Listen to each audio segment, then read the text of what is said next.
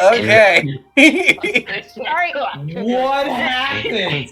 Holy the I- fucking do the dun again. Wait, where's the I dun? laughed too hard. Do it, but that's But done. Hello. Why are you Which spraying me? Because it's funny. Which one is You know what it? else is funny? Sir, no. Sir, no. Just no. Oh god. Oh shit. Oh my goodness. Yeah. We were messing around with Oh shit. friggin' soundboard things. Soundboards. Yeah. Literally The right before soundboards. stream. Oh my god, the soundboards and Discords can be so fucking funny. I love them so much. My personal favorite, I feel like, especially for Bedlam, is still fucking I can deny it no longer. I am small. Oh my goodness. Uh, Absolutely, absolutely. Would anybody like to give a recap of last session? I can. I haven't I can done do it in a so if hot no one. minute. Okay, you have the floor. I haven't done it in a hot minute, I think. Go Okay, for it. Yeah. So You haven't. forgive me, You haven't done it in a while, and I have yeah, 4 inspiration, I've so been- I'm. Yeah, I'm set. I think I like used all of mine. Like, yeah, I used all of mine. I could use one. So last time I believe we started in the boss fight that we stopped in, right? Because Yeah. that will like reaffirm my memory. Okay, so we Yeah, we did. started at the boss fight with Correct. the clot, the Bloodborne Reborn knockoff, as Uh-huh. I like to think of it. And we fought it, and we thought it was gonna go a lot longer than it did. It died like surprisingly quickly, which isn't a bad thing. I'm glad it went so fine. That was good. Mhm. We killed it. We went back to Vampire Man, and we were like, yeah, we did the thing. We did it. And he was like, that's cool, that's great. I think he invited us to rest there He did. afterwards because we were kind of ouchied. And we rest, and we talked with Vampire Man. And we had a good time. A good time was had by all. And then he showed us the way out. And while we were talking, Madeline got really hungry. She got the rumblies that only cave bears could satisfy. And she fucking nuked some bears on impact. Yeah, And that then did just happen. Consumed them. Came back covered in fucking blood, looking like the grandpa that ate no. paint, thinking it was yogurt. Uh-huh. And then Stream element! there we go. And then she was like, don't worry guys, it's fine. And we were like, sure, we'll believe you. We just won't pry into this. I think that's smart. And we were about to embark on our long journey back to Spiretop. Which I think we were told it was going to be like 4 days or some shit. We actually already made it. We did that last session. Oh, right.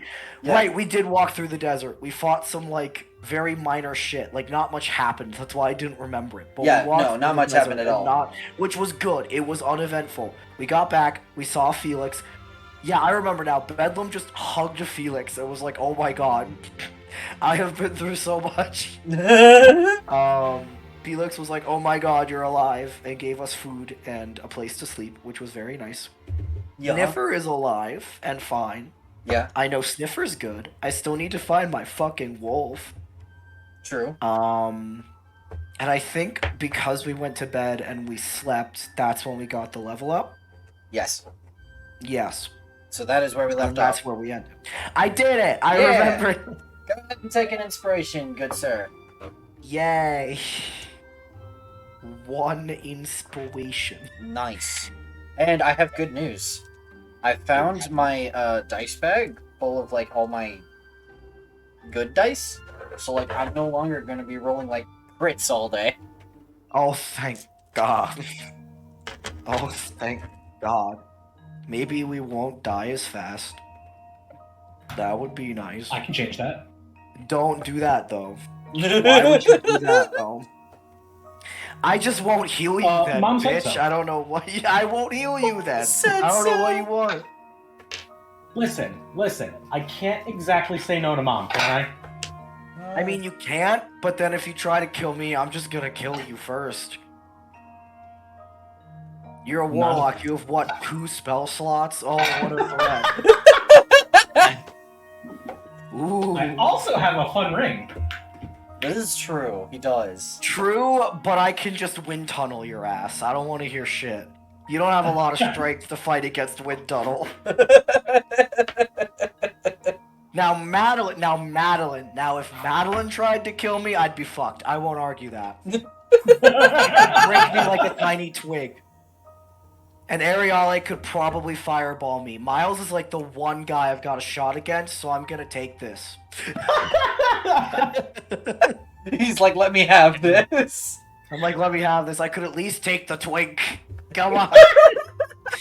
Wait, no, it's just twink on twink violence. I just realized. It really Twink on is. twink action. We have to stay twink on twink action. Why would you say that?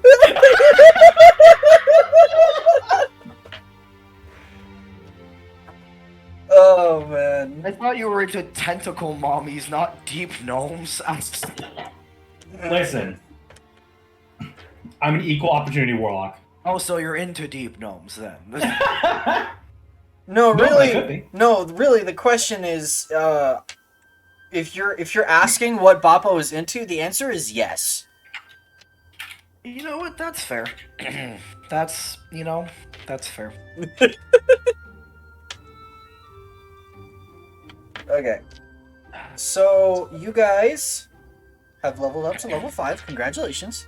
Yay! I can't remember if I got anything cool. 3rd level spells, my guy. I mean, yes, that indeed. Oh yeah, I did get 2 really cool. Yeah, I have spells that are cool. Yes. And Druid can prepare from their whole list, so like you kind of got access to like 40 spells. I do have a lot. I do. But anywho, so y'all wake up in the tavern. What would you and for once you're not being woken up by, you know, zombie growling or Fucking finally, a nice peaceful rest in a Yeah. bed. it's a quiet There's night no- for yeah. once. There's no rotting flesh or the smell of people making piss knives. Yeah. It's just nice. It is sweet and nice and beautiful. What do you guys want to do? That's a thing. I would like Yes. to go to my dear companions Yes. Mm-hmm. and open my book Okay. Is this and the book? offer them, yes, it is the book, The and book. offer to them a blank page, asking them to scribe their names. Please write your Into names the in a book. death note. Hold on, I was gonna say Bedlam's gonna like look up at you, and he's totally straight face, like really serious. He was like, "My mom's always told me to ask what I'm signing before I do." So, what am I signing? They knew he would just sign something if he handed it to us. They were like, "Please don't do that." Morgan is sleeping in currently. Her room is locked, so you Oh, can't she- get a hold of her. But you Oh can my get a hold of goodness. the rest of them. Yeah, Bedlam just is like, "What am I signing?" You are putting your name in the book so that I can keep in touch with you no matter where you are. Oh, okay. So like that weird brain talking thing you do with other people. Yes, Exactly. exactly. That's like fine. that. I'm sure my mom's won't mind and sign the book. You see his little scribble. His handwriting is really horrid, but he very confidently signs Bedlam Skyrim. Wonderful. There you go. You got Bedlam's signature. Got a Bedlam autograph. There Let's you go. go. That'll be worth some money in the future. Heckin' He's maybe, not dog. actually a warlock, he's just a big fan. Just a big fan. Just a big fan. Yeah, Would- Madeline will sign that without any question. Literally, Yeah. just like, here you go. She's just like, okay, here, have fun. Have Yeah. fun. And I know Lux is AFK, so We can ask her when she returneth. yeah. Okay. Yeah, she got a phone call. Okay. Bedlam, No worries. Bedlam does probably question Mylon. Yeah, what's up? Would I know, because I've walked in the like shopping district, would I know if there's like blacksmiths or like armor refitting people there? Oh, there are absolutely tons Okay. of smiths who could Yeah. work on your half plate. Yeah. 100%. So yeah, so Bedlam, when he signs your little book, Miles, will like look at you and he'll be like, since we're finally back in civilization, I need to make a quick shopping trip before we do other more important things, because I know the things that we do, and I'm going to need that armor, because we're going to get into trouble again. We always do. Yeah, Go so get your if armor. you'd like to come with me, well, it's an offer. If not, I can run off on my own. First, Ariale, Yes. would you write your name in my book? Please sign the death note.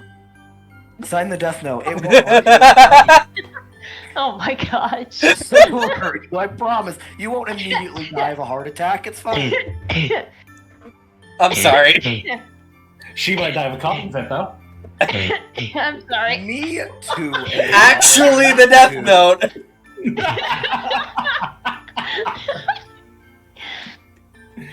I'm glad I could contribute to the bit. Oh, I totally forgot to flip the music. It doesn't super matter. This works, but let me flip it to the actual. Well, we're still in the tavern. I'll leave it like this. Yeah. But yes, Ariale will indeed sign the book. All right, awesome. I now You have the fool! three of You you. signed away your 401k. You fool! This And that's- was actually a contract to become warlock patrons. And that's Oh. actually your all your slots, right, for your names? Yes, that's all my slots. I have 3. Yeah. Okay. Cool. Oh yay! I just wanted to make sure. So yeah. Yeah. So y'all all wake up. We signed the Morgan book. is locked in her room and sleeping in because she needs the rest. It's been a hot minute since y'all were back in civilization, and Bird deserves nap. That's Ferb fine. deserve nap. She is taking the day off. Verb to anyhow. a speak. Yep. So Um, what would you guys like to do? So, as Bedlam said 2 miles, but I will reiterate for Ariale, he's going to the shopping district to get his half plate refitted. So if anyone wants to come with him on a quick shopping trip, he's only prioritizing this because he knows with this group, we will get into trouble really fast, and he wants the half plate before that happens. In all fairness, yeah, we do kind of manage to fall Like, absolutely head over heels. He is into- waiting as soon as he steps out of that door for something to attack him. So he's like, I want to get that armor so I'm harder to This is hit. great foreshadowing. Yeah, Bedlam is at this point where he does not trust anything anymore. Like, he got a little fucked up by this experience. So he's like, Oh, I want man. that half plate right away. We So do if anyone manage wants to to come with find him- trouble, or rather, We trouble do. finds us. Literally. So if anyone wants to come shopping with him, you are welcome. He is inviting you. If not, he'll tootle off on his own. He's I fine. think I'd like to. Ariala will come along. She might go look at some shops to see if they're selling any spell scrolls of interest. Madeline, would you like to go shopping? The only shopping I need is from our witch friend lady. I mean, if you want, you're a lot better at haggling. You can help me haggle because Oh, I suck that at it. is. I do find that very fun. Would you like to come help me haggle my armor refitting? Yes, I would appreciate it. love to do that. Thank you, Madeline. I love when you haggle. You can argue that since I'm smaller, it should cost less. Exactly. Anyway, Oh my alright, so I goodness. guess we're going shopping. Mylon, we are heading to the shopping district. All right, so I still do not have my map of Spiretop because it did in Yeah. fact get deleted when we updated to 2.0. So That's sad. yeah, so I need to go back and redo that map and as well as the map of the other city. Yeah, I'll see at some point if I can go back and look at the VODs and take a screenshot and send it to you. That would actually be smart. I mean, That's actually- okay, so I have a paper copy of the map around here somewhere. So like, I know what's digitizing going it. on, and It's digitizing it again, right? yeah, it's digitized. It's just like Yeah. 2 hours worth of like, or maybe a little more than that. Fiddling around in Owlbear. Fiddling around in Owlbear, yeah. I get you. Yeah, I Yeah. totally understand. So a So, shame. I mean, we know but where the shopping district is, so we can just go, alright, Mhm. Theater of the Mind, shopping district. essentially, I'm going to, we're gonna do something really quick. Ooh, I have an idea. and I. That's dangerous. Those are dangerous. Yeah, they are dangerous, aren't they? We both just jumped to that's danger. So welcome to our blank city tile. Oh, we're gonna- the blank city. Yeah, this is great, right? It's gorgeous. I need my circle, Okay. and I need it to not fill. Wait, no, I need it to not. Wait, am I dumb? Wait, Yes. I am dumb. Hold on. You don't want me to answer that. You're just gonna say yes, aren't you? Okay, but Yeah. that's like tiny. Hold on.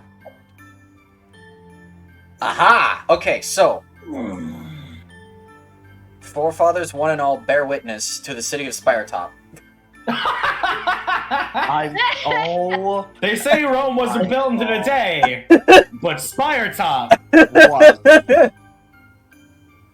So Mylon, you have to stop being so like somehow miraculously stupidly funny because I'm going to die coughing. Like my throat is so fucked up right now, dude. I can't. To be fair, both of us will die of coughing fits, and You're Oh, gonna yeah. kill We'll go both the happily. you're gonna kill both the like wizard DPS and the druid healer. The party's gonna be fucked. You can't do this. it's gonna be great. Y'all ready to Alright. see something even better? Yes. what? What are we seeing? So this was the trades district. Oh my god. This Yes, runes. was I have my drawing tablet out. Do you want me to do it? Nah, don't worry, this is fine. Okay. Okay. I don't remember the exact name of this, but this was like the noble district or whatever. Yeah. With like Do you get to the Spiretop Cloud Palace. District very often? How is Oh, the what are we palace saying? looking Of course right you now, don't. by the way? It's still being like Oh, it's in repaired, ruins. So the Western Tower Sick. is no longer there. Yup.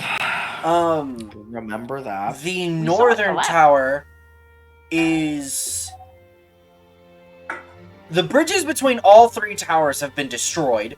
The Western Yeah. Tower is in rubble. The Northern Tower is significantly charred and blackened, and the Southern Tower seems okay for the most part, considering it endured a beating, but still damaged. Like the Northern Yeah. Tower definitely looks like it could fall over at any minute, kind of thing. You know, it looks severely weak. Yeah, like it could very topple over in a second. You know? Yeah, if someone so much as blew on it the wrong way, right? So, not great. You don't know, you can't really see the palace proper, over all the buildings because you're not over there. But yeah, no, you can see the you can see the 2 towers now, no longer 3. Yeah. Oh. I just remembered that was technically Ariale's childhood home. That must be fun. Yep. Yeah, Yeah. she is both angry and sad. Yeah, that must be fun. Like she Understandable. can't even that. she can't even bear to look in that direction once she gets a good look at it. I feel like Bedlam just keeps staring at it because it keeps reminding him of, you know, that night that was so fun that he really enjoyed. And he's remembering like, oh right, we went through some fucked up shit. That's great. So you're like avoiding it and he's like staring at it. The duality of man. I don't remember what the 2 residential districts were called. Oh my god. They Oh were my elvish. God. They were. This is your world building, bro, and you're like, I don't remember this. shit. Listen, okay, hold on. Let me see if the map is like in a readily accessible spot. Because I if it's know not, I'm mostly then we're not bullying gonna you. worry about it. But if it is, I'm mostly bullying you, bro. I like how you're like, Okay. fine, dumbass. Oh, See, here's the fine. dealio. Is Silgar knocks over my maps a lot. Aha! Ah, it's the cat's fault. I see. You're blaming it on the Oh, cat. the Noble District was called the Upper District. Eh. Haha. Okay. You hold get to the upper district very often. No, of course. on. So, yeah, Silgar knocks over my maps a lot, and so they get taken all over the place. That makes sense. Cats be cat. Exactly. Let me Cats be cat. delete this. Hold on. This is the Upper District. This is the Neuro District. And Yeah, I this know. is the Isil District. There we go. Got some names rocking up. Okay. And then this G is for the Green District. And then this is the Stone District. All right. Yeah. And Right. I have the map to the side here. Shopping time. Shopping time. Yeah. Shopping time. Shopping time. So we can absolutely go shopping. Which token should we use for the party? That's a good question. We should use OG Miles. That's exactly what I just Oh. pulled out. Thank God. Thank God. Thank God we have OG Miles still. Thank the Lord. He's here. Lord Oh OG my Miles. fucking God. Oh my God. Jesus Christ. So y'all are chilling over in the trades district right now. Yep, and I am looking for armor refitting expressly. Yeah, so you can really easily find like a blacksmith. There are a number of them around the if you remember, there was a market plaza in the center of the trades district. There was also a few roads throughout it, leading to larger actual shops, like buildings, Yeah. rather than just market Yeah. stalls. So would you Yeah. rather visit a blacksmith with an actual established, shop, or would you rather go visit one in the plaza with a stall? People with established shops, theoretically, Okay. are the better guys, because they're, they got the capital to have a building, which means they're good at their craft. Yeah, that is It's probably easier- true. It is easier to bully someone who doesn't have an established business, though. That is true, That is also but then true. I worry about the quality of my armor work. That is true. I would rather pay more and not have the armor be sucky than pay less and have the armor like break or some shit. So That's I'd rather fair. go to a person with an established building. Awesome. Yes. So, okay. So yeah, you guys, if you remember, this east-west road here was called the Estel Tradeway. I'm looking at it right now. There's like a road that juts off of it a little bit right up here. The plaza is kind of up in this area. So we're gonna go off into this little area of the trades ward and go find a blacksmith shop. So yeah. Oh, Discord borked. Hold on. Hold on. I'll be right back.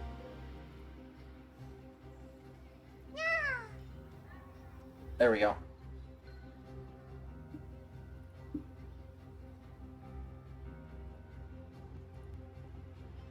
Cool. Somebody talk. I want to make sure my sound works. The Fitness Gram Pacer test is the multi-stage aerobic Thank you. capacity test that Thank you. progressively gets more difficult as it continues. Thank you. You should never tell this group to just talk. It does not end well. Oh, it ends fantastically. I don't know what you're talking about. All right. So, we head to a blacksmith shop. So you show up. It's got this little hammer and anvil sign outside of it. Hi, Rex. And do you proceed on inside? No, we come to the shop and we leave. And we just turn around. I want to go eam. Alright, cool. So inside the shop, there is a number of dwarves actually. Fellow small people, You can they'll see- understand. You can hear the clanging of hammer on anvil, in the back of the shop. Also, aren't dwarves' whole thing like blacksmithship? They Is that, do like, do their a whole lot of thing? smithing. Yeah. Do. They do a lot of smithing. This is good. Good sign. So yeah, you see a bunch of dwarves. Some of them are out front here, talking to customers. You hear hammering towards the back of the shop. It is warmer in here than it was outside, which is saying Yeah. something because the city is in Because the we're in right the smack desert. dab in the middle of the desert, Yeah. right? So well, if you're a blacksmith shop in the desert, yeah, it's gonna fucking suck, dude. yeah, these dwarves Yeah. are Ariella and Madeline, they're not wearing shirts. Yeah. Because it's Yeah, super baby! hot in here. Yeah, baby. You walk in and there are a bunch of dwarven hairy chests that you just see. Beefy, shirtless dwarves. Yeah, Yeah. I'm just letting you know. Fuck yeah, dude. Hey, Madeline, Yeah. that wouldn't be too, like, crazy to Madeline, right? Like, where she came from. No. No, okay. I didn't think that would phase her at all. No, not really. Not probably not. Anyway. Literally, as you started talking, my dumb gay brain was like, "Are there beefy shirtless dwarves in here?" And you're like, "Yeah, there are." And they're all twice as tall as Bedlam. That's the thing is, these are fellow people my height, and they're shirtless and hot, dude. Literally. Anyway. Yeah, dude. Anyway, literally. So Okay. I would like to look for like who looks like they're the guy working the front desk, or like, is there anyone who's not talking to a customer? Well, as you walk in, you're looking around for somebody, right? yeah. It takes like less than like 20 seconds, if that, right? Ooh, There's a Okay. dwarf that comes up to you guys, okay. and he has bright red hair, like burgundy red beard going down, you know, like big facial hair, like dwarves do, right? Oh yeah, Um, hell yeah. Mhm. And Classic he dwarf comes up to you and says, "Hello, what can we do for you today here at the Iron Anvil?" Very gung ho. Sorry, my throat's so fucked up. No, you're It fine. especially got more fucked off by the exaggerated hell yeah beefy shirtless dwarf. You don't need to do the voice if you don't want to, but No, I'm going to. It doesn't hurt my throat. It's Okay. just sometimes my throat catches. So Bedlam will like pull out his little half plate that he got, yeah. and he'll be holding it, and he'll look at the dwarf, and he'll be like, "I've got this armor. It's, I believe, magic, but I need it refitted. It doesn't quite work right It now. was half plate plus one, right? Half plate plus one. Yep. Okay. He takes a look at it and he's like, "Here, bring it over here to this counter." And he walks you over to one of the counters that just has like a free space on it. They kind of have counters going around the whole perimeter of the shop thing. And like you can see there's like already 4 customers being helped by other dwarves at just different shoot. locations Oh, on this yeah. counter. So like there's Yeah, no this place is, official like, like awful. actual location. He just kind of wanders over to the It's like, counter "Put and it it's over like, here." yeah, he's like, just like toss it onto the counter here. Let Yeah. me take a look at it. Is what he says. Bedlam plops it up for him to take a look. All right, so he starts looking at it. He's like, this is good quality half plate, but definitely not in your size. I can tell. Bedlam just nods. Nods. Yes. Like, yeah. mhm. You think, buddy? He says, yeah. We can do a refitting for you if you like.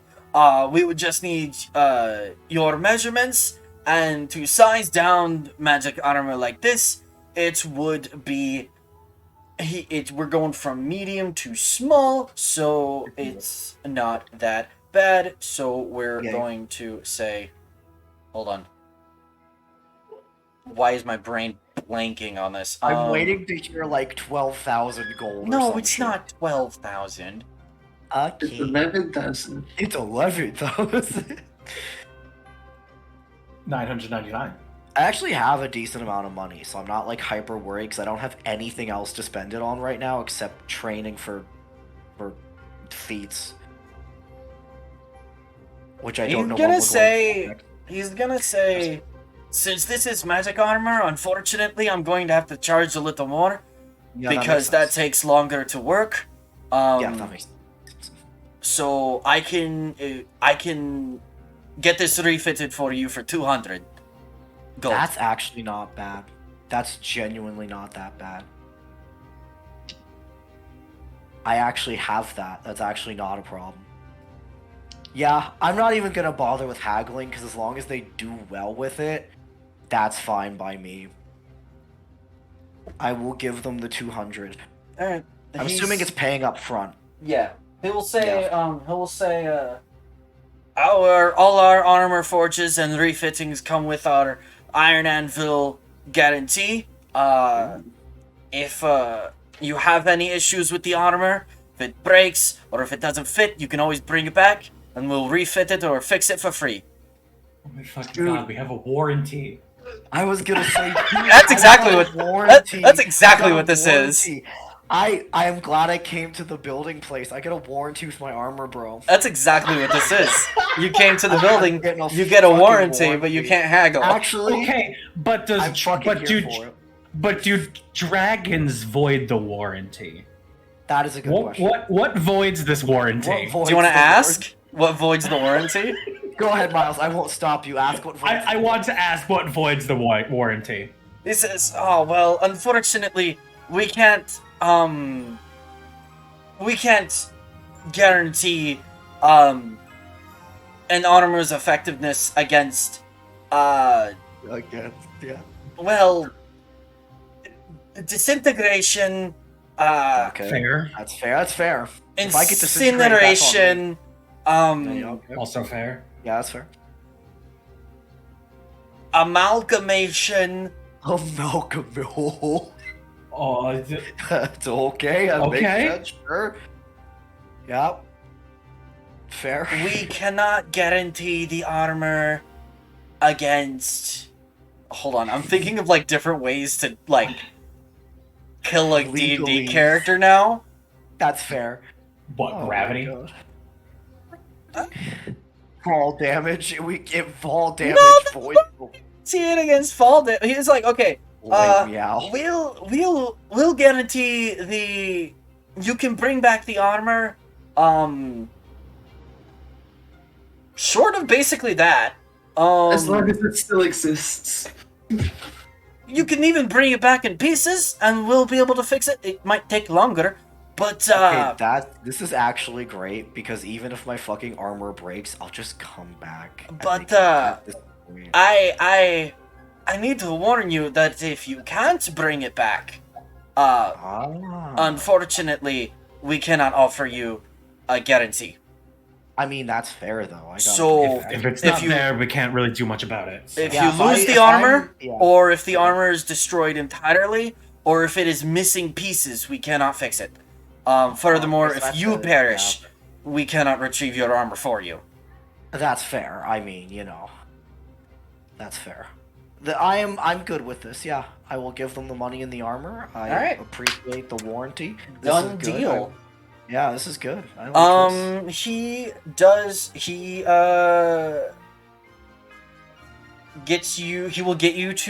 will ask you to I get sign to some get stuff. fit. He will. Okay, I'll sign. Yeah, I'll sign. Just saying, hey, I paid for this. This is my name that's on this. Yada yada yada. Yep. Gets the same scratchy Bedlam Skyrim signature. Yeah, it says all the same stuff about, hey, we offer you a warranty, but we cannot guarantee against. And then there's like this whole list of stuff. So incineration, disintegration, amount like that all's on there, and plus like a bunch of really specific stuff, like all stuff that would cause the armor to be irreparable, right? Say like, teleportation. It's not going to protect against that. It's not going to protect against thievery. It's not going to protect against things like that, right? Yeah, no, that makes sense. That all tracks. Right.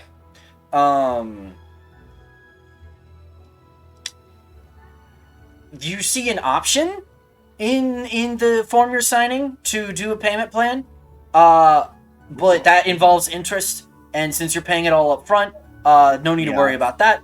Yeah.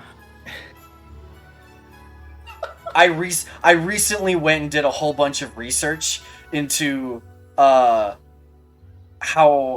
Angel Sword does purchasing swords, so like I have very recent knowledge about how all of this works. This is funny. All right, but yes, anyway. I give them the money. I sign the waivers. He says it'll take about 3 to 4 days for the smiths to get to it. And also because it's magic armor, it's just gonna take longer. No, I understand that. Yeah. But 3 or 4 days. Okay. This is acceptable. I will come back for it. All right.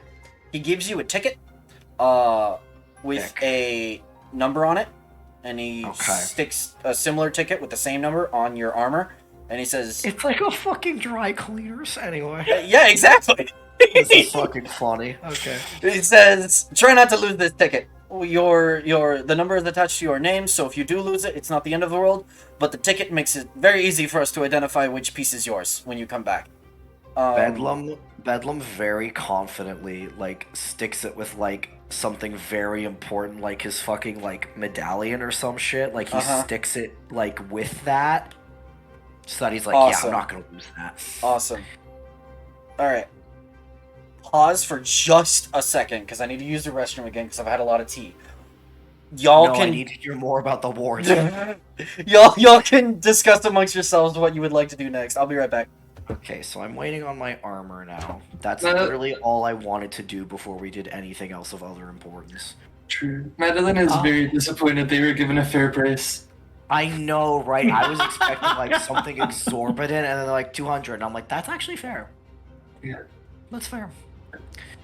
Yeah, but go ahead. I do want to go to our witch friend and buy a bajillion health potions. No, unironically, yeah, that's fine. Yeah.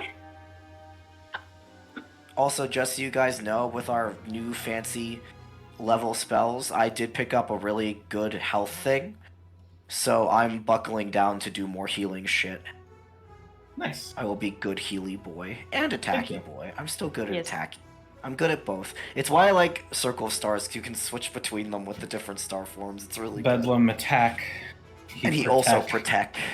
Yes. But most importantly, you look like Snack. Yeah, I am snack-sized. Indeed. I would definitely like to go look at spell scrolls at some point because Wizard Gober. That's fair. Before we leave the blacksmith, though, I would personally like to pick up a weapon as well. For the future. Also, So something beyond Shillelagh. Yeah, that'll be good. Well, it'll be good in the future. It won't be good now. Okay. He be plotting. I'd be plotting. I'm a warlock. I'm always plotting. I'm good on weapon, but that's because my weapon is special spear. Go burr. It's the special spear that I dug out of the cave. Abe Spear.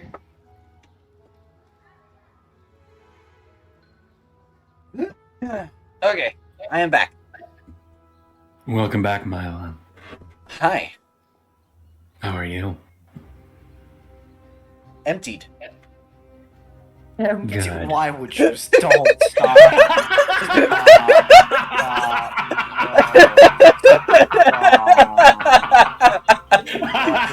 The opportunity was there, and I had to. You don't understand. I'm sorry. I don't want to understand. Anyway, okay. So, before we leave the blacksmith, Yeah, what's up? I would like to take a look around and look at some of the weapons on display. Yeah, so they have all sorts of weapons. Like, they have a bunch of forged weapons on display. Mostly martial weaponry. Though there is a couple of simple weapons on display. You see all manner of swords, axes, maces, shields. You see glaives. You see great swords, This mauls, is not a place for warhammers. us squishies.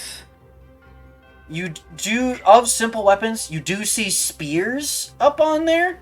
You do see in the shelves. There are shelves inside of the counters. And you can see daggers and smaller weaponry like that. Hold on,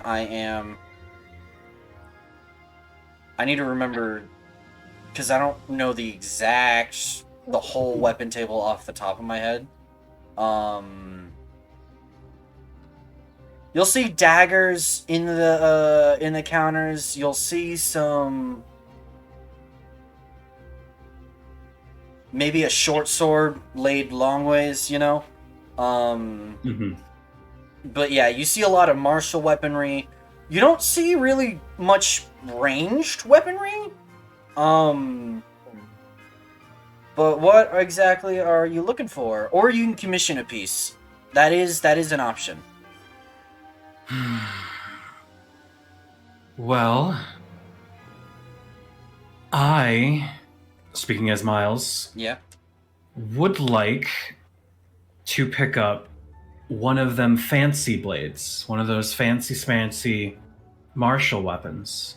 Not necessarily for fighting, but just for practicing with and training with.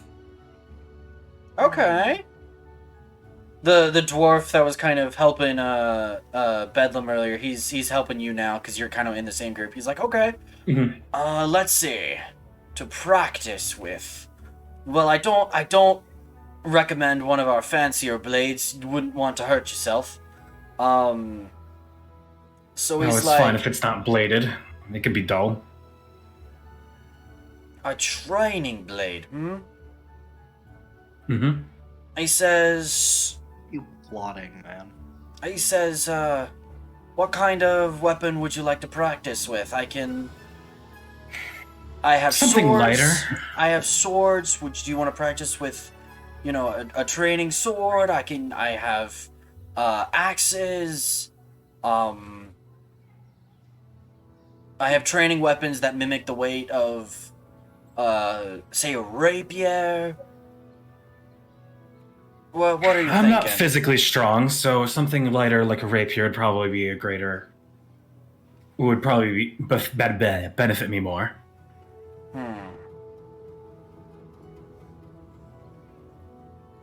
Tell you what, laddie. If you're only training, may I make a suggestion from a weaponsmith to a budding swordsman such as yourself? Of course. I would suggest a short sword. Utilizing a practice short sword. And the reason for that is that they're lighter, and you can practice the fundamentals with them a lot easier than a rapier. A rapier would require a lot more technique, and you might find it a little more difficult to grasp in the beginning. Whereas a short sword, it's more just swing and hit the target, and you can focus on the basic fundamentals more, like footwork, parrying, defense, positioning, that sort of thing, accuracy, etc. Okay. So he says, I'll be back in one moment, sit right here. So he goes in the back, actually. And he's only gone for, like, maybe a minute tops. And he comes back, and he's got a little, like a short sword that's actually sized like a short sword, but it's wooden. Okay.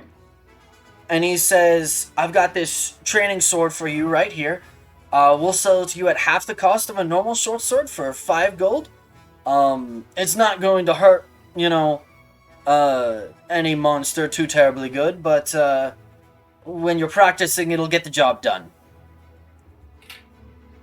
Sounds good to me. I'm sold. Yeah, so 5 gold for a short sword that is essentially the same weight, same properties, but it only does a d4 of bludgeoning. It's a Alright. training sword. Yeah. Awesome.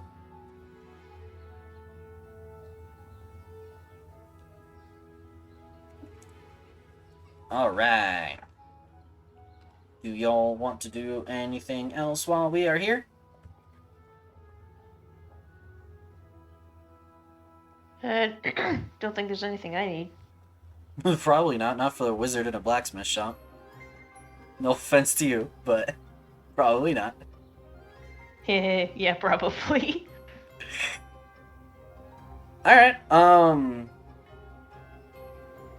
where are we off to next? Y'all, the city is your oyster type of thing, you know?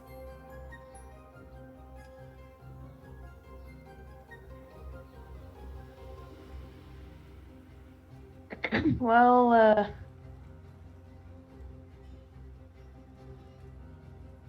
I know Madeline wanted to go to Creepy Lady shop, Mhm. and I want to look at spell scrolls and stuff. Yes, we can do those things. Spell That's still scrolls will shop. probably be more available up here in the district rather than in Undercity. Just letting you know. You would know that. Mhm. You all would probably be So- able to guess that. So we could Yeah. do spell scrolls first since we're already in the area, Well, and then I go down have- to our witch friend. I have one thing. What's I up? guess. So from the smith place, Oh, yeah? would I be able to ask for a javelin of lightning?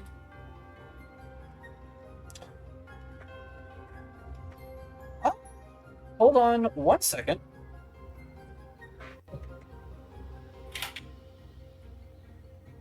I need to check the rarity. Oh, uncommon? Uncommon.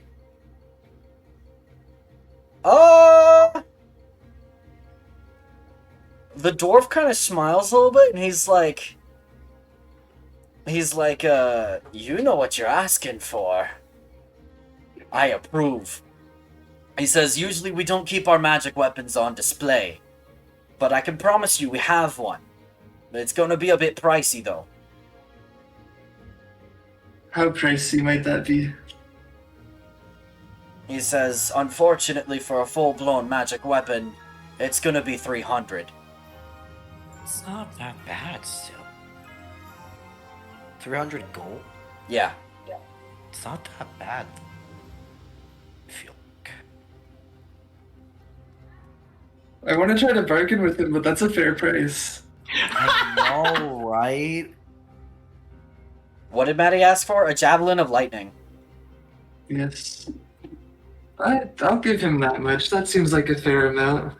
These guys are like decent businessmen. You just can't give them shit about it, bro. Like, they got their shit down pat. They have they have like 6 guys in the front managing sales, so they kind of all have to agree on prices beforehand. Yeah. And- Yeah, they have to have it like locked down. Yeah, because you can't like go to one merchant or go to one salesman, have him give you a quote, and then go to the next one and have him give you a different one at the same shop. That doesn't work. See, guys, I made the good decision. This is the good shop. Good shop. Very good. They have my return business. I will go back.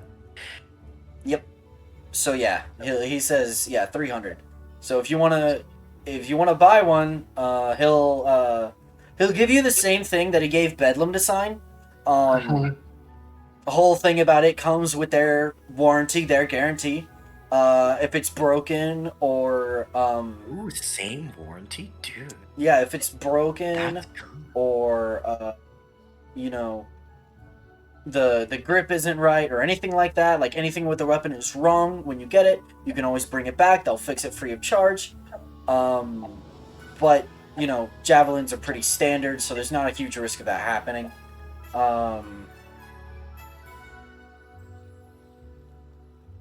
But yeah, he will so you, as soon as you sign this, fork over 300 gold, he'll count it out, And then he will go into the back, and probably about 2-ish minutes later, he will bring back this long, ornate, wooden box, right? And immediately there's like the attention of the shop is like everyone glances at this because there's like a small hum emanating from this box.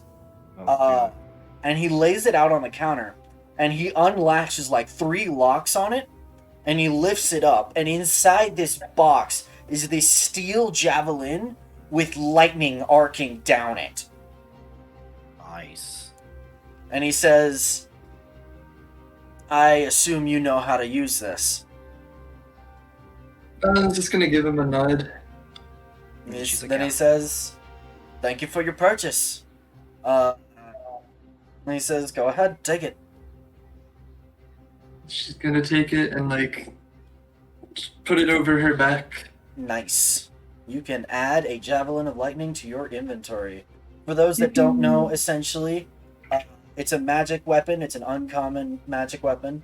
If you hurl it and speak the command word, it transforms into a bolt of lightning that forms into a 5-foot wide line that extends from you to a target within 20 feet.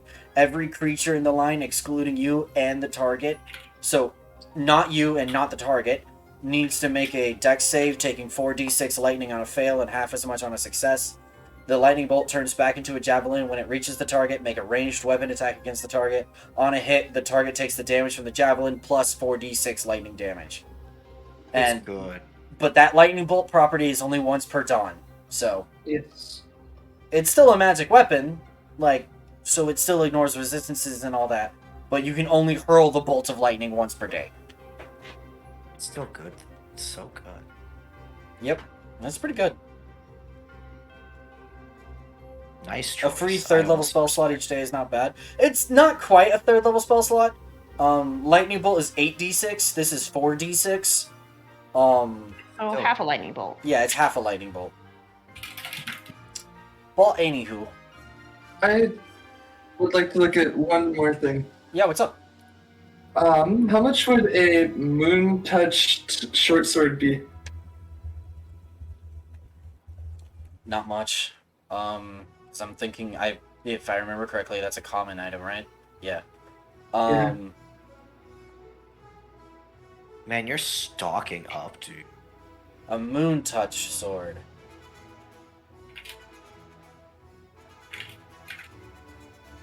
Actually, the dwarf grimaces slightly, and he says, "Unfortunately, we don't get many adventurers asking after moon touched swords. Unfortunately, I can have one commissioned for you, but it may take a few days."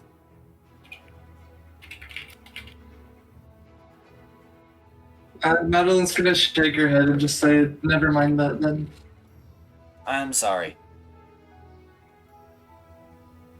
Bro's sad. He just lost business because he didn't have it and stuff. He's not exactly sad. He got 300 out of her and 200 out of you. I know. And 5 out of me. And 5 out of that guy, yeah. Thick That guy who can't even really use what he just bought, but hey. That 5 is gonna Okay, make I or like to break the imagine that bank. you all are shopping in the blacksmith shop, and then Ariale is just sitting in the corner reading a book. Yeah. I mean, as soon as he gets his wooden short sword, Miles goes over and reads book 2. Listen, Bedlam's a weird druid that wears metal half plate and shit. Listen, he's special. He's just a special boy. But yeah, Are we done at the blacksmiths now? Are we done? I think so. Maddie, I do you want think anything so. else here? Yeah, okay. I think we're good. Alright, cool. Speaking of, hold your peace. Alright, It's not so now we go look for a spell forever. scrolls. Yeah. Forever. Let's go look for spell scrolls. Alright, cool. So, Ariale, you're the one that this affects mostly. Yes. So do you want to go to the market plaza, or do you want to go to an established shop? She's gonna go to an established shop. Odds are they have better stuff. That you are correct about that, yeah. Yo. So yeah, you start walking down the street. It takes a bit. Magic shops typically aren't right next to blacksmithing shops. Blacksmith shops. Yeah. But it's not that long of a walk. You kind of make your way from like down here-ish to up here-ish in the trades district. So it's like a 10-minute walk, if that. And you find a spell scroll shop. It's this there's this big old shop. The road kind of, as you're coming north, the road curves to the right, and at the corner of this curve or whatever is this big old shop that's like circular in nature, and it's got 2 floors to it. Kind of like a really miniature wizard's tower. And in fact, as you look at the sign, it is called the Wizard's Tower, is the name of the shop. Cool. Nice. Alright, so are we wandering on inside? Ariella is definitely wandering on inside.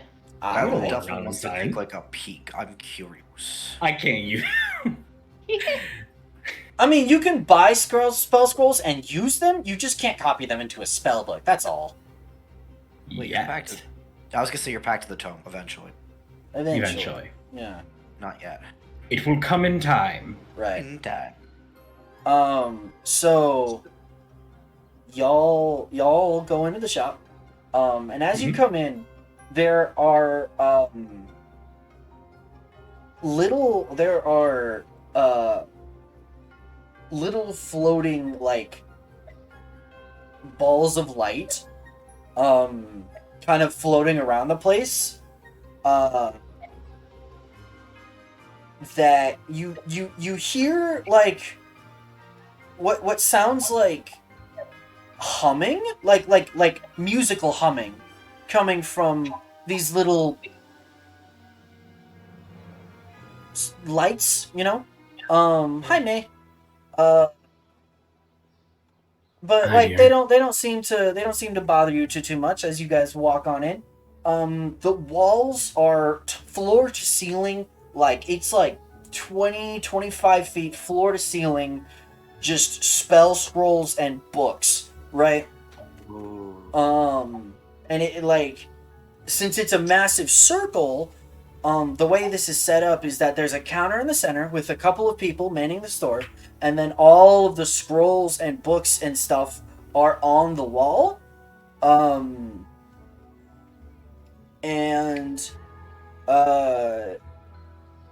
Yeah, you guys walk on in.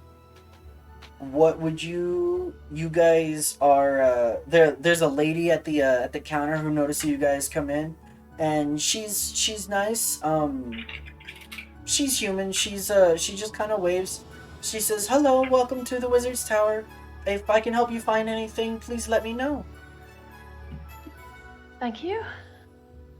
I believe I'll just start browsing around for now, and if I need to ask anything, I'll come let you know. Alright. So, alright. You're gonna start just looking at shelves and stuff? And looking Yeah, at... just seeing what their inventory looks like. Alright, cool. You find a lot of lower level scrolls, cantrips, 1s and 2s. You find a lot of. You find a lot of. There's not as much.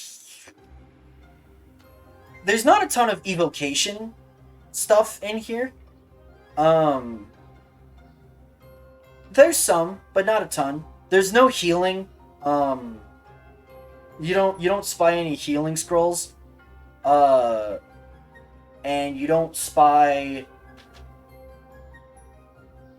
like some of the offensive evocation that might cause property damage, right?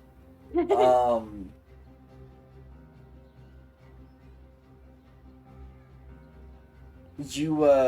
you find 1s and 2s, some cantrips, like scrolls for cantrips. You find a couple of 3s, couple of 4s, on the eye level, but you can't read like above 10 feet, like you can't reach those, so you don't know what's gotta bust out that like library swivel like ladder.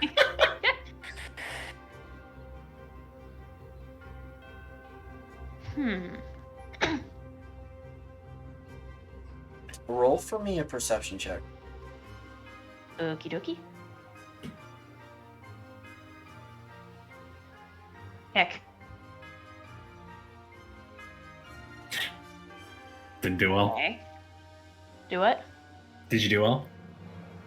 I think so. That's a 16 plus 5, so that's a 21. So as you're walking around the store, you notice one of the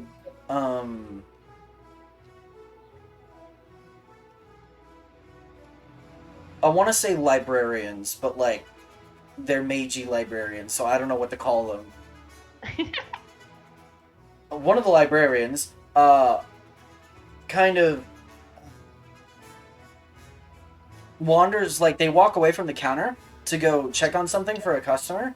They walk over to the wall and they say something to one of the lights, and the light flashes, goes up into and like hovers next to the wall, and then you see a spell scroll just kind of levitate out from the wall, and the light brings it back down to the librarian, and she takes it and brings it back over to the customer.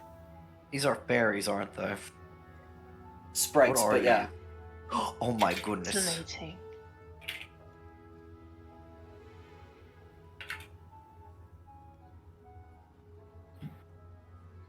Ariella just takes a moment to pause, look at all the little floating sprites. There's like 10 of them in total. There's quite a number.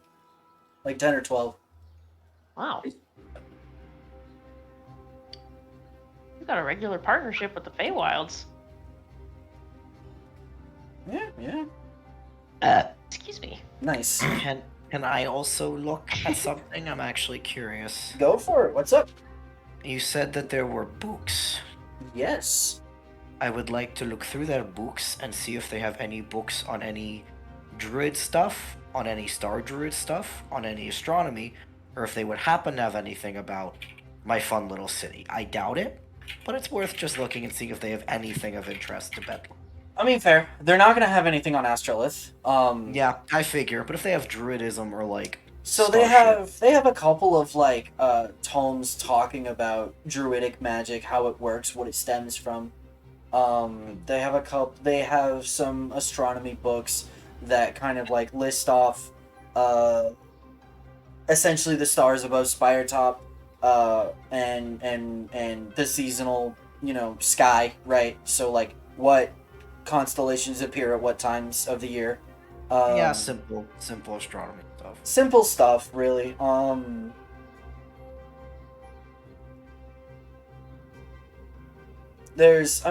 Simple stuff. Stuff for research, mostly. It's for like other people who are interested in it. Exactly. Research. If you Okay. already know stuff, this is a good start. This is Wikipedia. This is Wikipedia, the free encyclopedia that anyone can edit. This is the Druid Wikipedia page. Okay.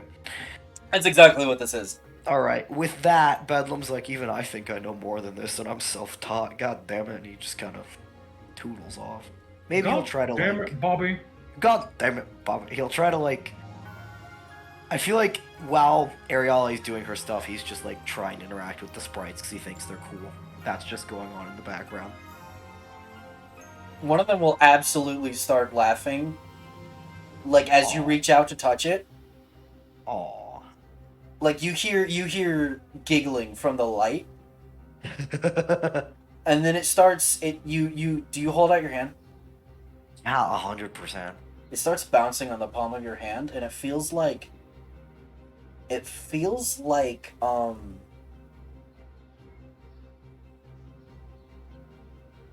you can't you don't know how to. You wouldn't know how to describe this, but it feels like Yeah. the emotion of, like, the feeling of amusement is jumping on your hand. Bedlam is so transfixed by this. It feels so weird. He Because, is like, fascinated. You genuinely feel like the amusement, like it feels like it's going into your palm from the light, and you can kind of feel it run up your arm, up to your head. It's weird. Bedlam- It's a weird Bedlam- sensation. Bedlam will literally just sit there and let this thing go for as long as it wants, and he's just transfixed, mesmerized. He's like trying to figure it out. He's like, this is so fucking cool. Bedlam is It'll like start set. circling your arm, Oh, like 100, yeah. horizontally, and you Fuck yeah. feel the feeling doing the circles with it. Okay, Bedlam's just gonna stand there and let him fucking mess with this sprite for like the next 2 hours. You've got so long, Ariel. Have fun. They are freaking weird, man. Bedlam is like a cat that you put the like video of the birds chirping on. And like this is the video of the birds chirping, and he's just like set for like the afternoon. Yes, Jasper with mouse videos. I understand. Yep. Yeah, that's what Bedlam's got. So Ariale, you take your fucking time. You got all time in the world. Oh my goodness.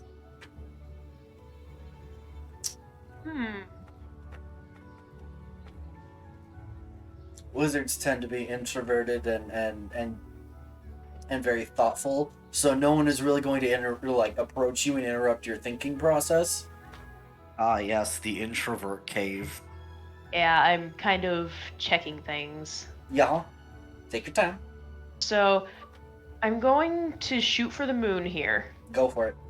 Do they have the spells Spell Magic, Fly, or Haste? You see all three of those. Oh! Oh boy, here we go. Problem is, how much are they? That's a good question. You got so excited you almost died. Because I'm pretty sure 3rd through 5th are rare. Oh no. Yeah. Yeah. I can look that up, but Expensive.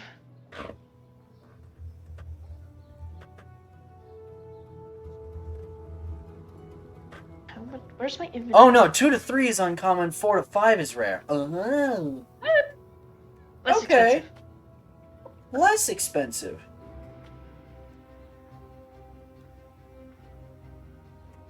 I think. Hold on. It's not technically an official site. Let me go to an official site. And 3rd is uncommon. Yeah. So yeah, less expensive than I originally thought it was. So you're. But yeah, you absolutely 1000% Scroll of Dispel Magic, Scroll of Fly, and Scroll of Haste. 1000%. All right, how much are each of them? You're gonna need to take them to the counter to get them priced. You gotta toodle up. Okay, and do then your can I little also grab a interact. spell of Find Familiar? Absolutely. Friggin' yeah. That's a first level Okay. spell. Come on now. Yeah. Yes. I just wanted to make sure. No, yeah, you're fine. You're fine. That's like walking up to the counter with like 3 Rolexes and then being like, and the pack of gum, please. You're not entirely wrong. Well, she was getting like 4th or 5th level spells that might be more like Rolexes, but yeah, no. Okay, then you're walking up with like 3 Apple Watches. Yeah, and then being like, and the gum, please. Yeah, and In the all gum. fairness, I have a plan with the Find Familiar. No, I bet you I do. know. I totally bet you I'm do. I'm just being stupid. I think you're being smart. I'm being bedlam. Like I'm playing That's with a just being fucking. adorable playing with the fairies. I'm playing with the sprite right now, dude. There's not a brain cell in his head. I don't know what you expect from me. I'm pretty sure, I don't remember the exact differences between sprites and fairies, but I'm pretty sure they're sprites. I'm pretty sure sprites are much smaller than fairies. They are. Bedlam does not care. This is his friend now.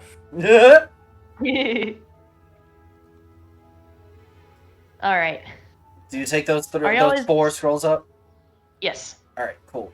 So you take them up. The nice lady at the counter is like, you know, good morning. I hope you're having a wonderful day.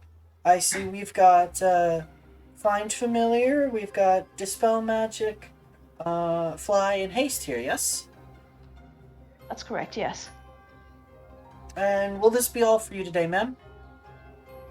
For today, yes. Okay. Well, the Find Familiar scroll is going to be, that's a fairly easy scroll to scribe, so, that's going to be only... My brain is malfunctioning. I love this shopping at Fantasy Where's Token Mile? RP.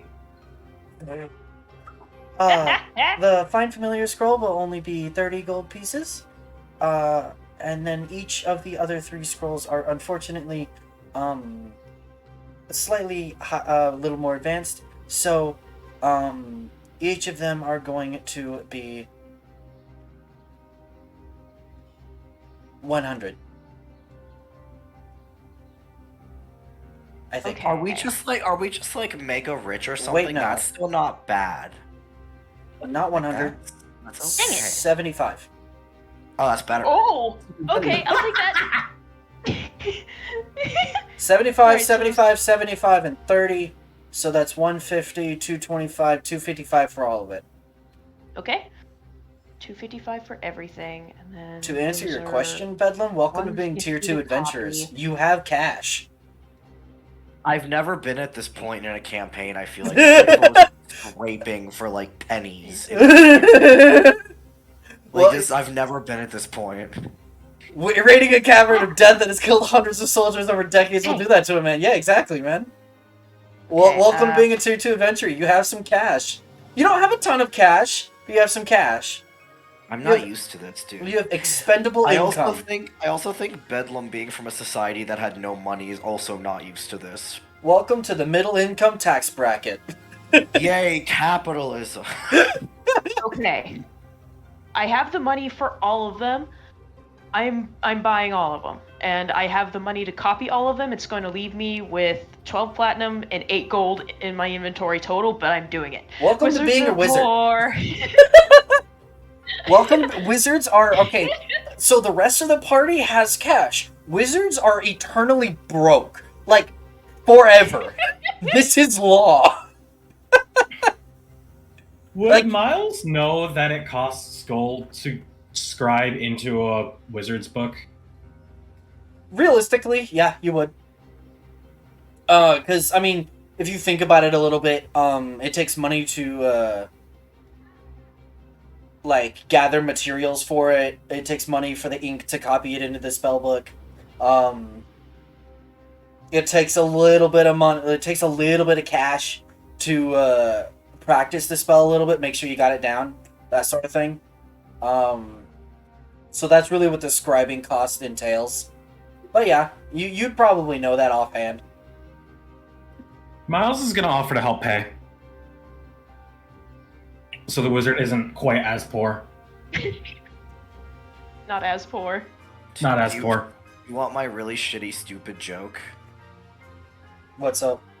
Nah, she's a nepo baby. You shouldn't pay for.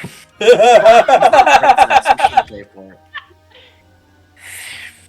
That's my You shitty know, joke. Oh my goodness. In all fairness, the Nepo baby has officially become an orphan, and Also her home true. just got Rude. destroyed.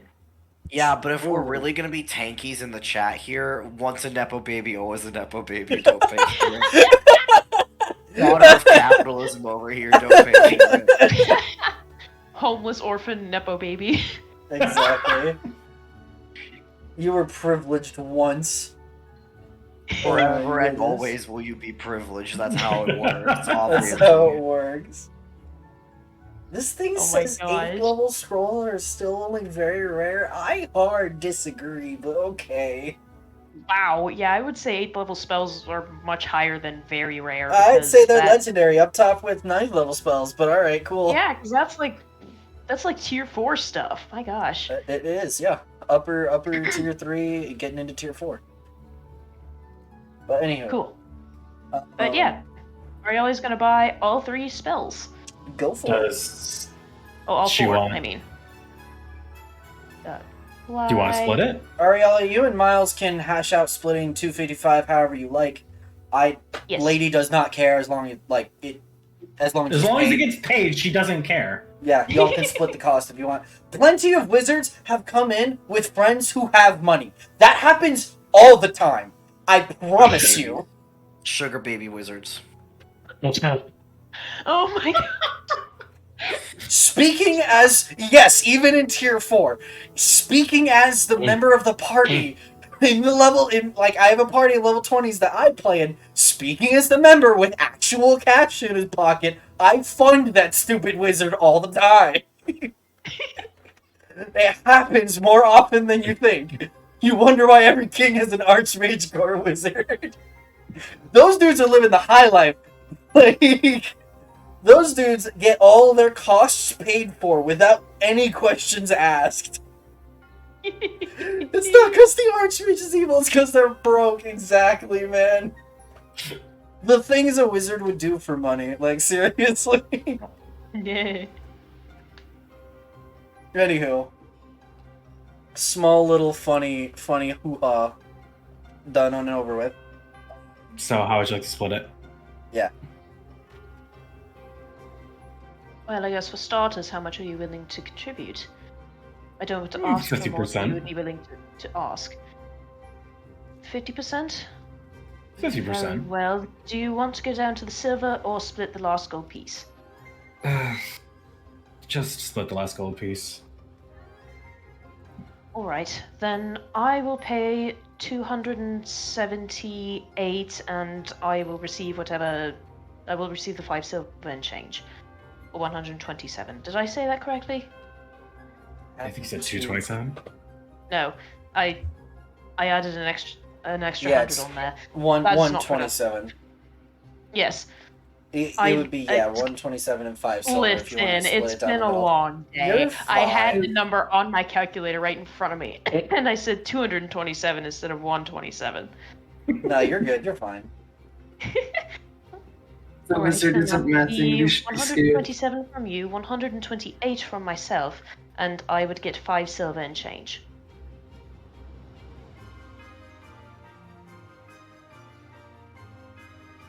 Or perhaps I should. No. I have silver. No? What am I doing? No, 127, 127 So- and 128 is 255. I'm just imagining Miles and Ariale like bickering over like, no, I'll split this. No, I can do this. And the camera just pans to Bedlam just giggling maniacally, still messing with the sprite as There's a this. second sprite by now. There's a Oh second fuck sprite. yeah! He's got 2 friends and he's giggling maniacally while you two are like, no, I'll do this. They've started swirling around your head. Bedlam is just giggling and smiling so wide. He looks the happiest he has in days. Make me a That's- charisma save. Oh no. Ooh, whiz charisma save. Hell yeah, baby. Hell yeah, baby. That's what I'm. Yeah. Okay, hold on. So, what am I saving again? What am I rolling? Charisma saving throw. Okay. Oh, perfect. Fanta. Get ready to fail this. Yeah, that's a sick. Let me check this real quick. That's a sick. -3 on that. Alright, cool. Yeah, no, Tasty. you are absolutely laughing. Oh no, and no, hold on. giggling. No, What? hold on. No, that's the modifier. Oh, okay. Hold on. That's a 3. It's a positive. No, wait. No, it's a 6. It's a 6. I misread. I got a 6. Yeah, you're absolutely laughing and giggling maniacally over in the fuck. corner. Fuck yeah. So much so that you've forgotten why you're here, Oh hell yeah. and you are just entranced with these sprites that are overloading your emotions right now. I'm having fun. I'm getting high in the corner. Don't mind me. Yeah, you kind of are.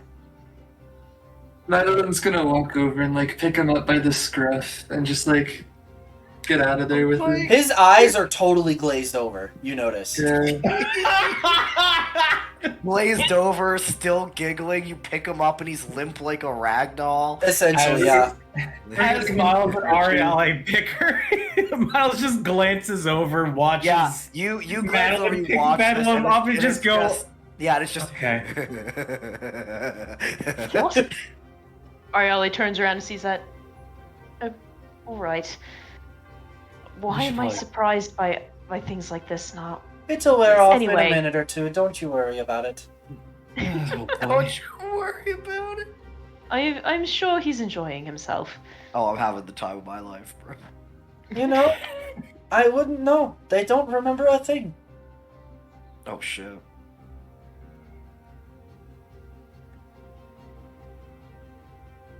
All right, so split nearly in half. I pay 128 and you pay 127. Deal. All right, thank you very much. Of course, can't have you going broke on us. Thank you for your patronage. And you have bought yourself a scroll of Find Familiar and a scroll of Dispel Magic, a scroll of Haste, and a scroll of Fly. Yeah.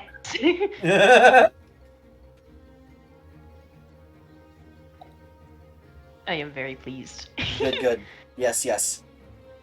Alright. And she'll nod to the woman at the desk who was handling the transaction. Thank you very much, and I hope I do return in the future for continued patronage. She nods gratefully and she's like, "You have a wonderful day, miss. Please enjoy as your well." purchase." I'm sure I will. And yeah, we can go ahead and move on outside. You. So Good friend. Bedlam. Yes. About Yeah. a minute later, you come to your senses after being outside for about a minute or so. Genuinely, you do not remember the last 10 minutes. You remember watching one sprite bouncing on your hand, and then Yeah. nothing, and then standing outside. Or rather, being held outside by Madeline. You have no idea how you got here. Bedlam like blinks a bit. His eyes like focus. He like looks up at Madeline, like still holding him, and he just looks at her and he's like, why are you holding me?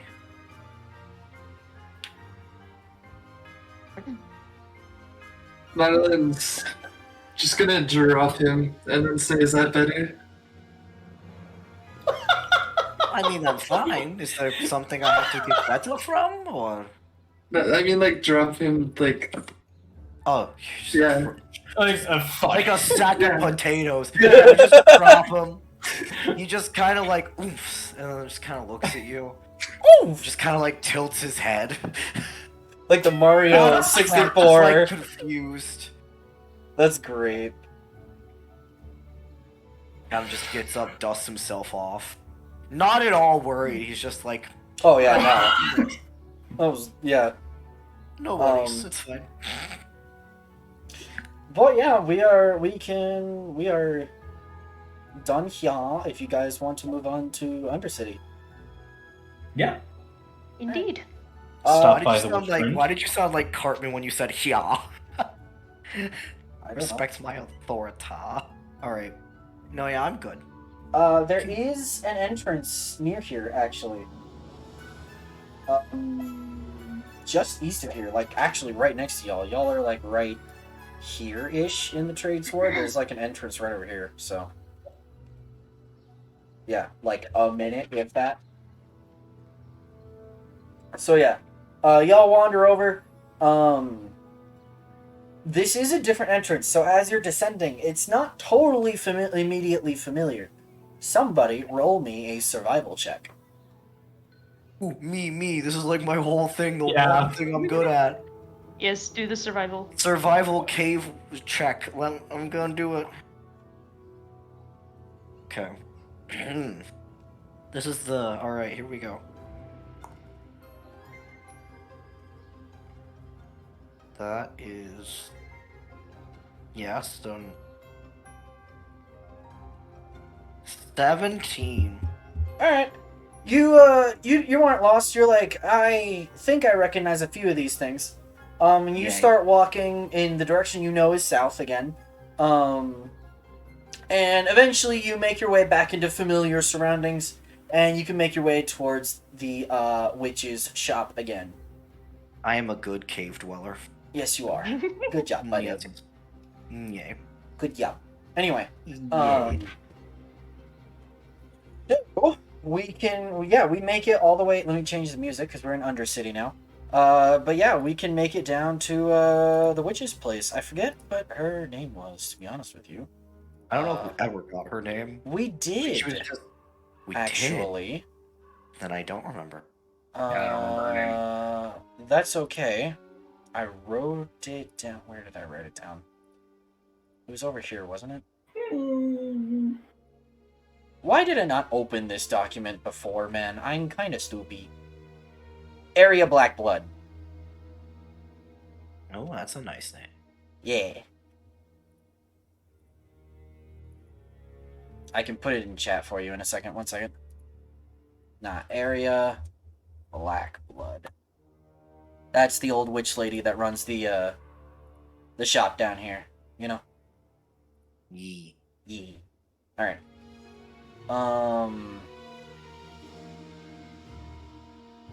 Bappo, what are you doing?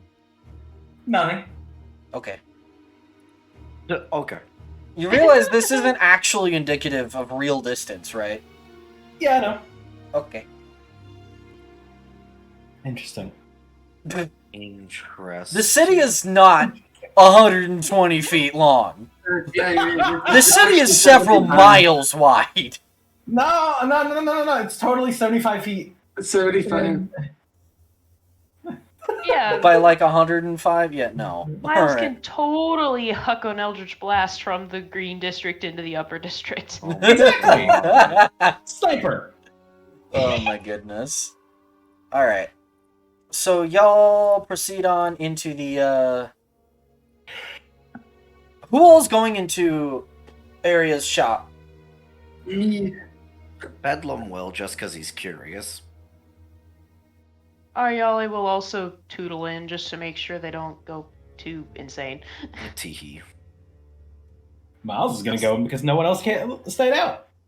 And he doesn't want to be alone. That's fail. Fair Understandable. enough. Understandable, yes. So little lady Area, you guys see her over tending to one of the shelves on the side of the shop. She kind of looks over. The little bell rings as you walk in. She kind of looks over and she's like, "Oh, it's you again. What can I do for you today?"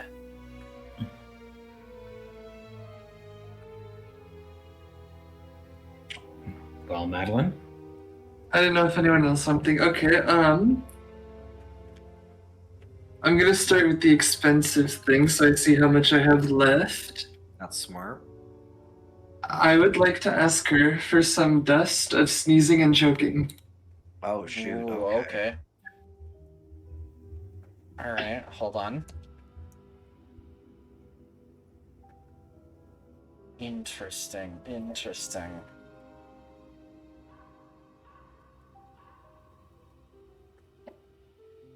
Huh. Interesting. Okay. As you look at that item, I should remind you, I don't have to breathe. No, you don't. Oh my god. That's the real life hack. Oh, this is funny. Oh, this is a funny item. That is great. I've not seen this before.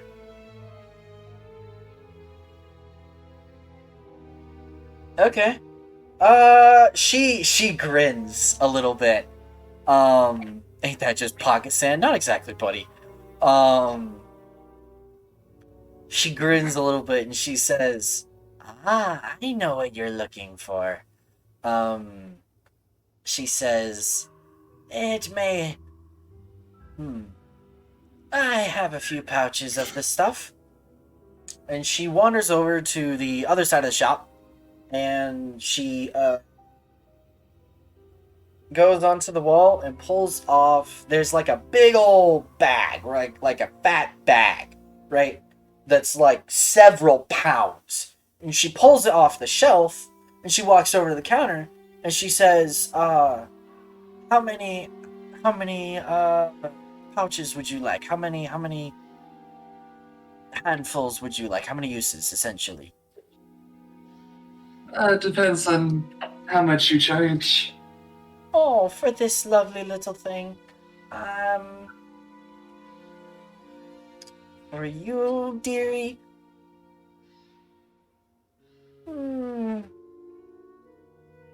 You come by pretty often. I appreciate your business. How does 65 per pouch? That was way less than I was expecting. 1 second. Number one, it's a consumable. Number two, you guys have been here a lot. Like, she's made bank on you guys, and you know, you're getting the friends and family discount, essentially. Mm-hmm. I'll get 3 uses of that then. Okay. 3 by 65 is 130, 185, 195. Yeah, okay. Anything, and she takes a pouch out from underneath the counter, and she sets it down on the counter, and she opens it up, and she's like reaches in with like into the big bag, and you see her pull out a spoon with a spoonful of this powder, right? And she measures it, and she scoops it into the bag, and she gives you what would be 6 spoonfuls, because 2 spoonfuls to 1 handful, essentially. So you've got 3 uses of this thing in this one pouch, so it's nice and easy to carry. She says, "Can I get you anything else?" Some healing potions would be lovely. Oh, absolutely. How many? As she's walking over to one of the other counters with like the massive case of them. That would also depend on the cost. Oh, these have to be standardized, unfortunately. I can't have the guards knocking on my door. It's 50 gold pieces for a normal potion of healing. I'll take 2. 2. Alright. So she opens the case, she grabs 2 bottles, and she walks over, plops them down on the counter next to the pouch. Would you like anything else? Does anyone else want anything?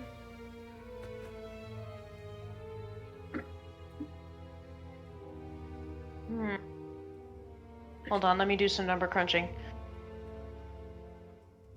I spent all my money. On the Javelin of Lightning and these, yeah. That's gonna be a lot. She says, Okay. I seem to remember you purchasing special gloves from me, yes? Or, Not no, from wait, her. that was from Verica, right? Yes. Okay, no, she's not, never mind. She remembers us asking for them. Oh, yeah. She'll say, did you ever find those gloves you were asking about? She's currently wearing them, so she's just gonna kind of like flash her hands. Well, they're invisible while they're worn. Yes. Wait, are they? Yeah. I mean, they don't have to be if you don't want them to be, but... Standard, yeah, they are. I didn't know that. I mean, really, it's up to you. I don't really particularly care one way or another. If that's the case, she'll just like take them off to show them to her. Oh, well, if you have those, then I suspect you might be interested in these. And she pulls out a set of thieves' tools.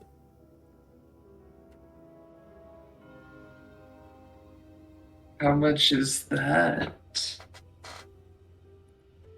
I need to go look at them. Yeah. 25.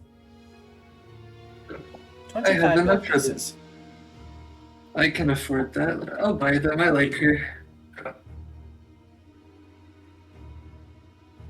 Aren't you sweet?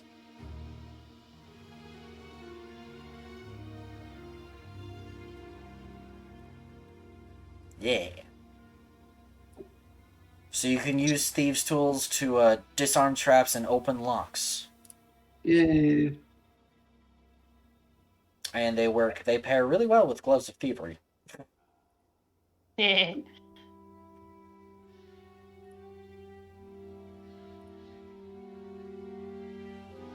After that, Ariale is going to, like, she looks very nervous being in here.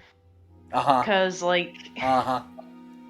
she's from the noble side of town. This is You're not more usually like here. black Yeah. market type things. It kind of is, yeah.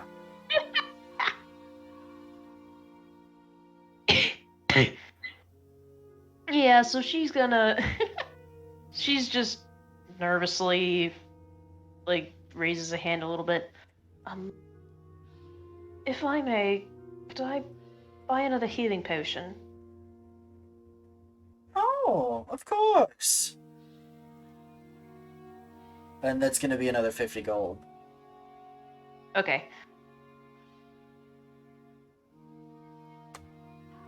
Ariale is actually going to pay from her stock of platinum pieces. 5 platinum. And we had 12, right? Not 17? At 12. Okay, I wanted to make sure. Because apparently my 2s and my 7s look somewhat similar. So I was like, wait a minute, what?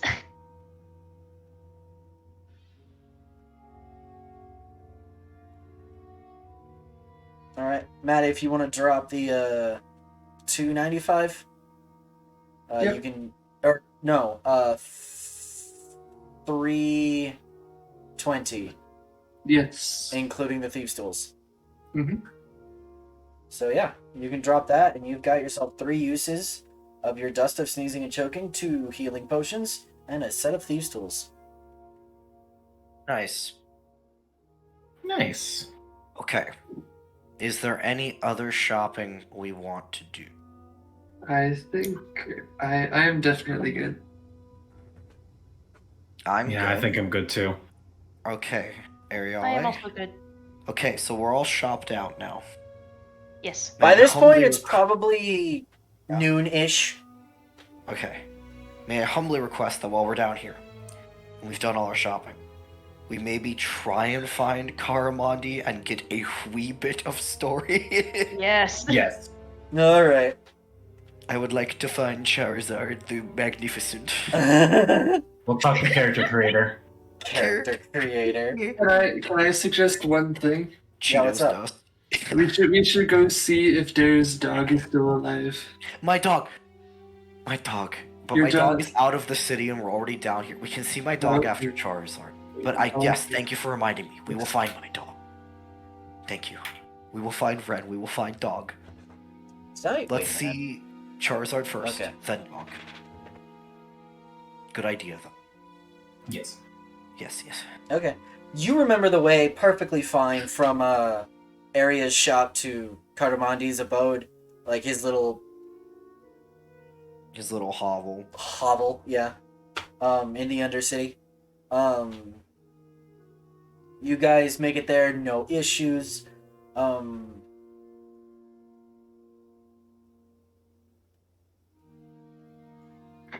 There's a kid sitting out by the door, like standing watch, you know? Is it the same kid that I gave the magic rock to? Or the rock that I convinced him was lucky? It's one of the kids you guys rescued. Hold on. It's one of the kids we rescued. I forgot about that tiny little quest we did in the midst of the jailbreak zombies. I gotta go check. Hold on. Ren. Let me see.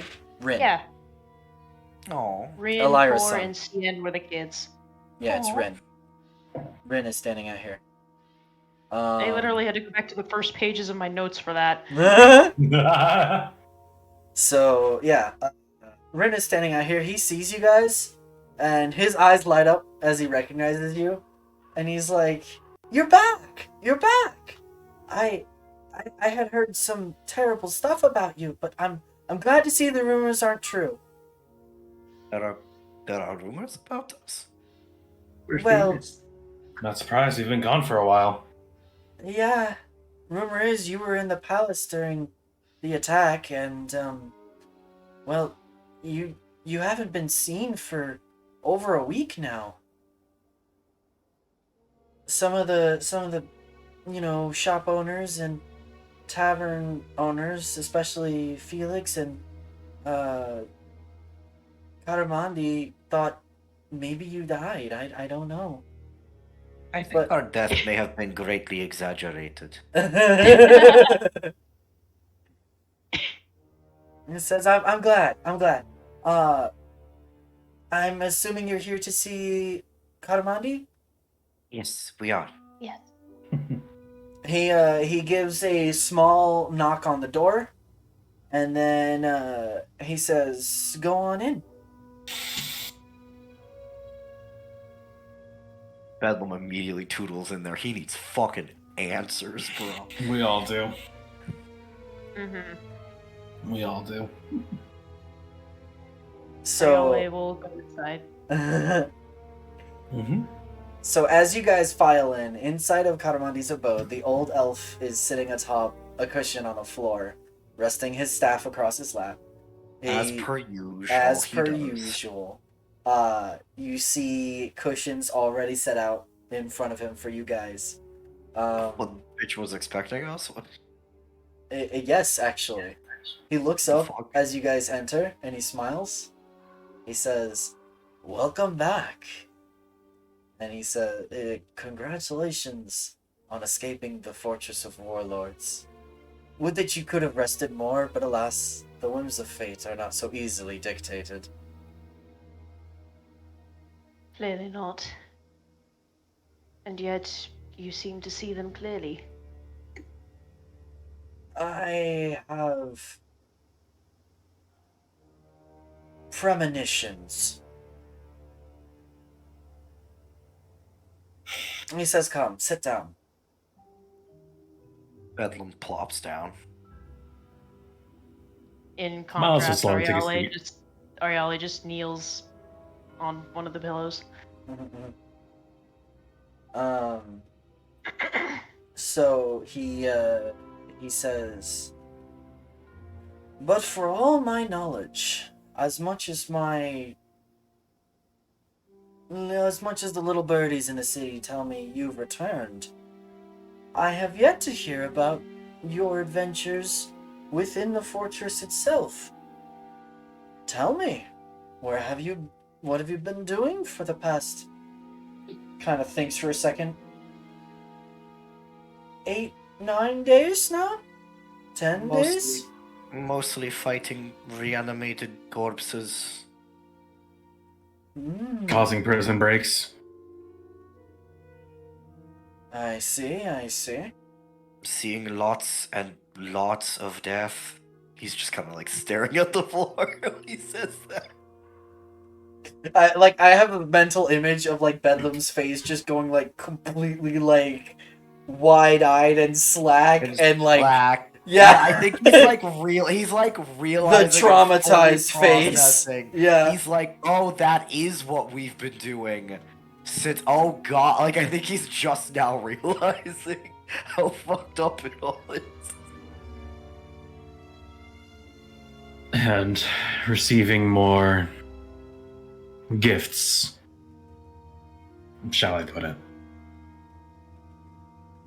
He gives you a wry smile, Miles. He's like, "I see you've been in contact with your patron. I hope your contract goes well." Thank you. Be careful not to anger her. Yeah, that's a valid concern. Not something I want to do. We wouldn't want her to be causing chaos and carnage across most of Nuren.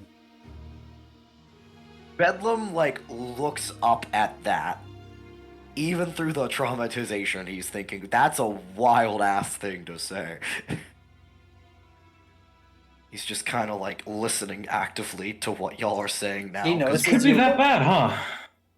Well, imagine a world where nobody can sleep. Bedlam looks at Miles at that point with kind of, like, a confused, like... Imagine. He looks at Bedlam and he says, "Imagine for a moment, my little gnome, that every night you are plagued with your worst nightmares. You cannot fall asleep for fear of seeing your worst sights come true. Within a week, you lose your sanity. You cannot tell the real from the imaginary. 2 weeks, and paranoia sets in. And you begin to see Miles. threats in everybody, in the eyes of every soul you see. Miles, what does this have to do with your contract? What are you involved in? That's a good question, Bedlam.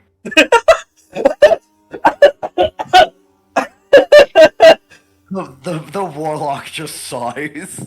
Like, yeah, bud, what am I involved in? I'll let you know when he finds All out. I can say is, Caramandi here knows a bit more about my patron than I do. To I be know fair, her I think- history. I just consider myself lucky that sleep is optional at this point. Oh, that's one of her abilities she can grant to her followers. Naturally, being ruler of that domain, of course. Makes sense. To be fair, I think in general, I have a lot more questions than I have answers, right? I think that is true for all of us. Bedlam kind of like looks at Caramandi, a little sad, considering what he's remembering has happened. Mm-hmm. And he kind of looks at him, he's like, can I ask, why did you send us that night? Was it just because we were there, or was there a reason? I know exactly why you sent me, but the others I'm less certain of. He nods at Aureole first, and he Yeah, because says, yeah, of course that makes sense why you went, yeah. Yeah. Yeah. The second princess ought to see her home one last time before it falls to ruin. The daughter of one of the wealthiest nobles of the city, as well as the inheritor of the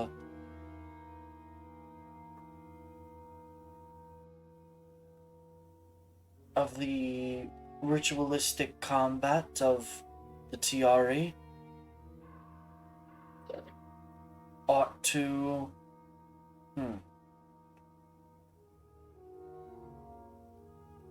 He don't have a reason. He No. don't. I I know he does. I'm bullying you. I'm trying to like phrase it. Word it. Yeah. No, I understand. I'm just bullying you. It's No, fine. absolutely. Like I get it. No, he says the estranged daughter of a noble who inherited the fighting of her Tiari blood needed to see the dead. Oh, fuck. Okay. To prepare her for her future. Oh shit! Madeline, what the fuck? Oh shit, bro. Madeline's gonna kind of give them a look after that and just be like, "What do you mean, my future?" Yeah, that's fucked up. What the fuck does that mean?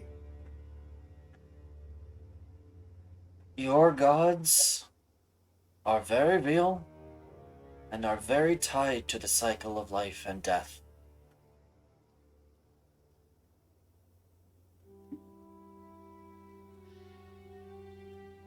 Could you give me a less vague answer, please? No heart. No heart emoji. No heart. He says, in order to follow in the footsteps of the goddess you will follow, you will be asked to witness death. I feel like I've witnessed plenty already. He says, I don't know exactly whether you'll be asked to witness more, or if you will have already witnessed enough. But I do know that witnessing death is a key part in your path. Oh. He'll turn to Miles next. And he'll say, I believe you may already know why you were there. I know why I was there, but You were there no. to keep your lady complacent, Oh shit. and because your path involves rising as one of her most powerful followers. Oh. Damn, Miles. And then he turns to Bedlam and he says, You, my sweet little gnome friend, you had yet to experience what the world was like and the threat that faces it now.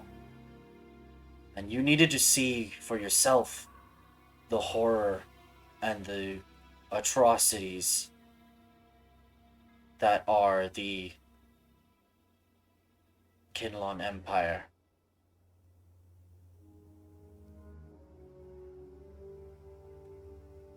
I've certainly seen them. What is the point in seeing? Why did I have to see them? Tell me, would you have believed that such atrocities could be committed a week and a half ago? No. I wouldn't. A book would have sufficed. Bedlam literally is like, I could have read this in the newspaper, bro. I didn't have to fucking be there. He says, I do apologize for the trials and tribulations you went through escaping the fortress, but it was imperative that you realize the threat you're going up against and that it helps strengthen the iron that is your will to fight back to free Aldine.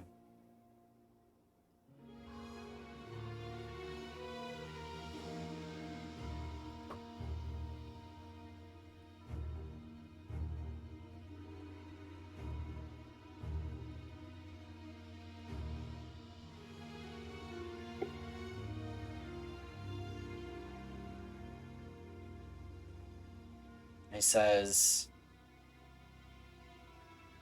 if you are looking for direction,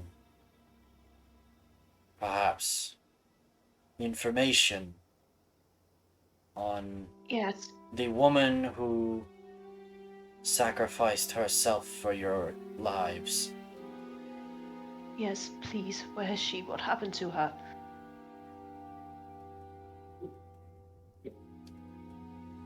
Listen well. Firhar Axeros still has yet to heal from his time in chains, but already plans are in motion for the rescue of the one who sacrificed her freedom for your lives. I sense you all hold the potential to shape the future of Nuren. It is imperative you seek out the resistance. In the north end of Undercity, underneath the Green District, is a door with 4 diagonal claw marks. Through that door will be hostile strangers, but they will let you pass should you give them the correct passphrase. Summer's light never wavers. Follow them, and when you arrive where they lead you, you will recognize some familiar faces, I hope.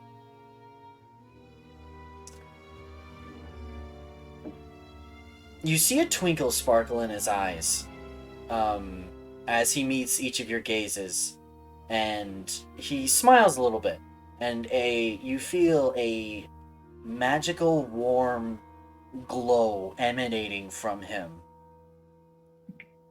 Right. You feel warm, comfort, safety. These feelings just kind of start exuding from him, right? As his, wrinkled old skin glows a little bit. It definitely glows a little bit. You all notice this. And you can feel magical power in the room. You once promised me you would use the wealth you find within the palace to aid the kingdom of Aldine. I believe you are ready to hear this.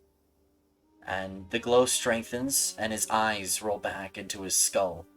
And this wave of magical power washes over each of you, and he speaks in a very commanding tone, very different from how he was speaking before. You have begun to walk the path of Aldine, but his powers are not yet yours.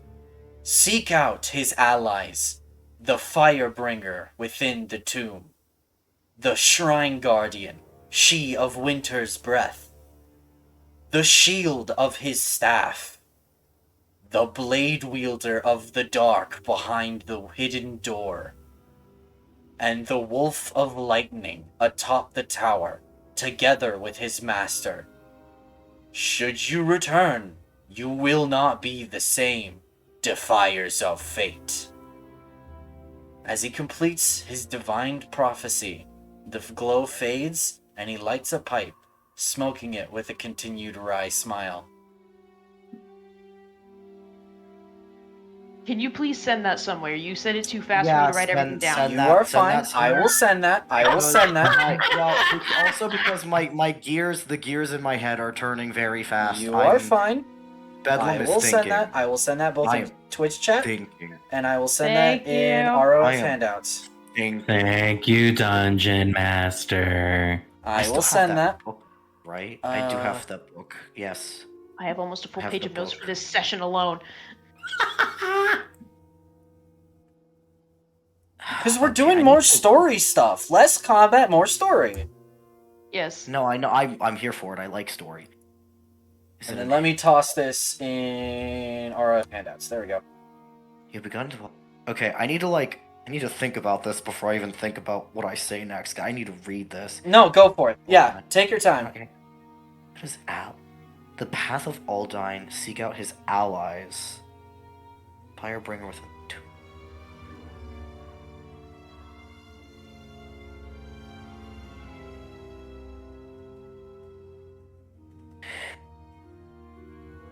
I have a thought that's thunking. Yeah.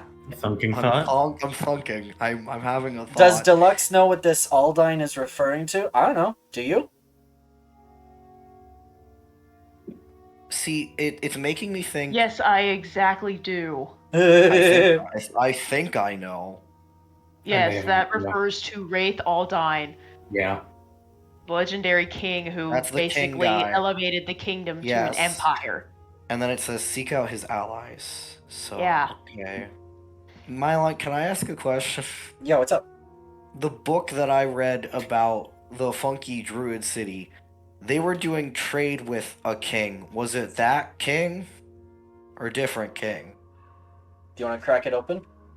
Yeah, I'm pull. Bedlam literally gets this like puzzled look and then just pulls out this book and starts leafing through it. Investigation check with advantage because you've read this before. I've read this. I remember this. That's why I'm like, I need to make sure before I make myself sound like an idiot. Hold on. Investigation. What was my +1 sick. Alright, let's roll. But you have advantage, so. Oh yeah. Oh good, because I got 2 on that. Okay, that's a 14 now. Thank you for advantage. So a 15 in total? No, a 14 because 14, I rolled okay. a 13. I rolled Alright. unlucky 13, lay meow. Nah, you fine. 14 is good. 14 is good enough. You Yeah, flip yeah, through yeah. the book. You remember the chapter where it was talked about? Takes you about a No. minute or two of like thumbing through the paragraphs and like, trying to track down exactly where it was. But the book mentions the name of the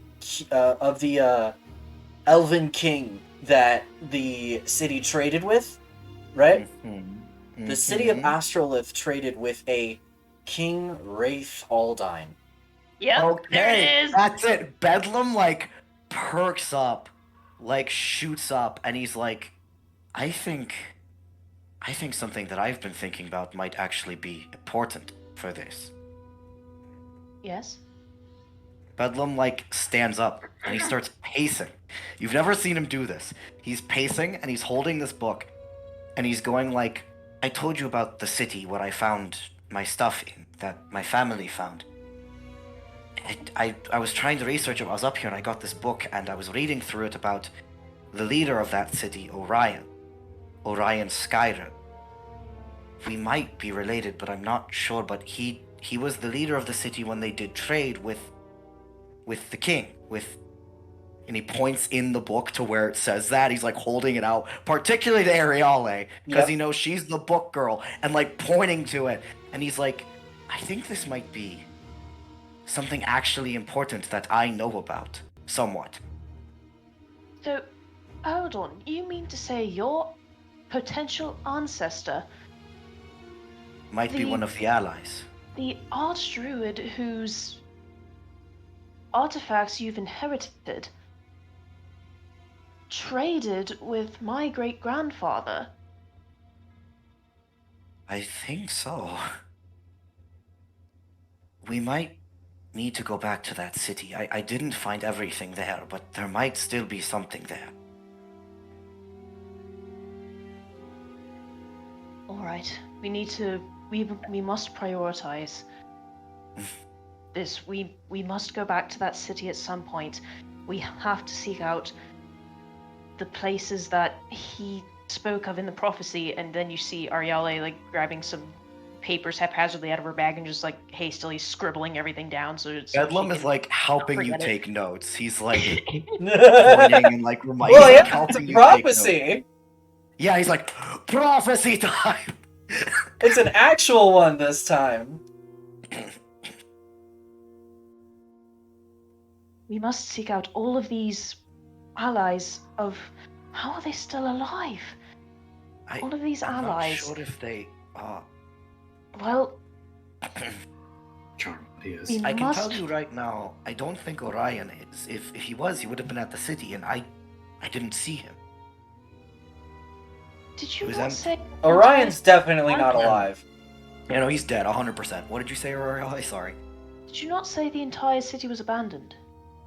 It's entirely empty, and there's no sign of why it was. It Yeah. almost looks like people just got up and left Yep. in the middle of things. It's. I'll show you when we get there, but It's a ghost I spent a lot of time. Researching it, and I still couldn't figure everything out. Having you guys there might help me find things I didn't see at first. Yes, it could. But everyone leaving without without an obvious cause is not a good sign. Although, priorities. We have the prophecy. We have your home to visit. And, Madeline, I'm most certain that we may end up at odds with the Vine family if this continues. Oh dear. But first and foremost, if there's any chance at all that we can rescue my sister, I think we need to go find that door first. We can't do this alone.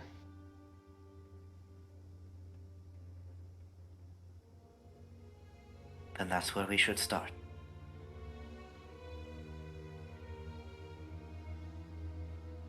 Okay. All right.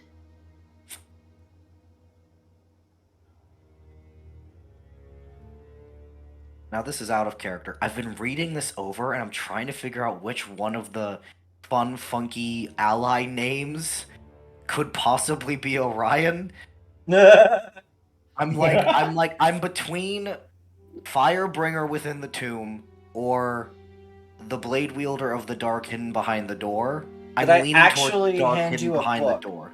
I handed him a historical document / book thing covering that talked about my city. Yeah, that talked about Yeah. Astrolith, his city. It didn't hand me all the answers, but it had more information than Bedlam managed to find before. It had the name of the city.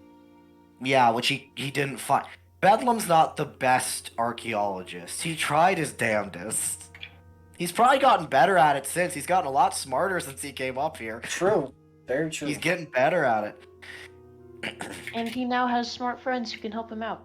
That and the fact that he's a better druid than he was back then might also open some stuff. Because I have a feeling there's definitely stuff down there that, needs druidy shit to activate or be opened or some shit. Oh, absolutely. It's a druid city. And, he could Freaking barely do absolutely. first level spells when you met him.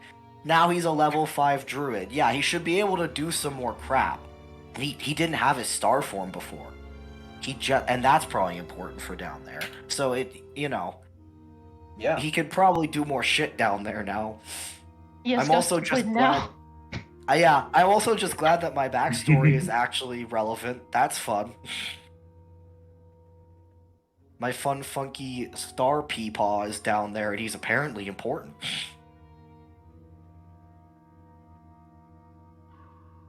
I wonder how that relates to that fucked up thing with the constellation I'm thinking about. Anyway, is there anything else we want to ask Karamandi, or should we just Shut up! or should we just start focusing on how to save sister first, since that's first priority? That's is biggest priority. It's the most time sensitive. Yeah. Yes, the longer we take trying to free her, the more likely it is that something irreversible could happen. Karamandi will say, good news on that front. Second princess. There has been no announcement of an execution yet. All right. Meaning And wherever on she that is, she's being kept hidden. But obviously, they wouldn't want to let anyone rescue her. And on that note, if you knew she was alive, why did you not tell me? Boy, meow. I thought I just did. Oh my I mean, god. you... Perhaps I should be more clear. I meant, why did you not tell me before we went to the castle?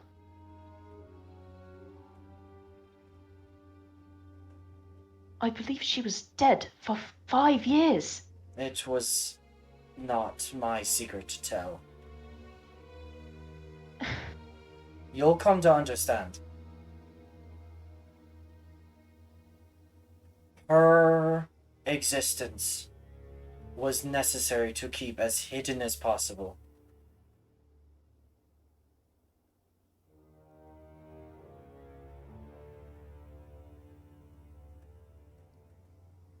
All right. I suggest you ask her when next you see her. Plan to. but the password to the Rebels layer, that's fair game. Oh, yeah. Well, they've also proved themselves by this point. And they're kind of in too deep by this point. Like, it's either join the Resistance or, get found by Kinlaw, right? Basically. I'd rather not get found by Kinlan.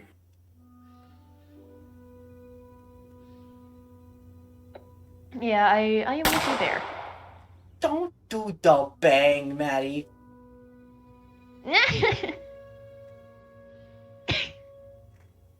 Do we have any more questions, comments, concerns for Old Man Charizard? Nah, I think I'm good with my Charizard time.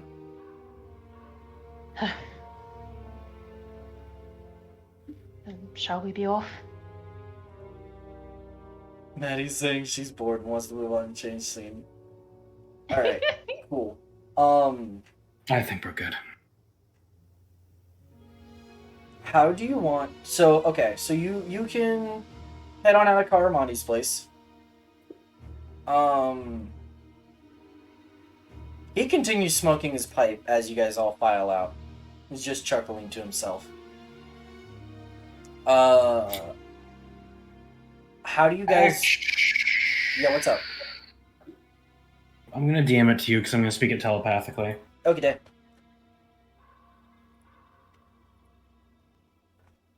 Ariella doesn't know whether to be in awe of Karumandi or frustrated because she doesn't like when someone in the room is smarter than her and is deliberately holding things back. Yes. I feel like the answer would be yes.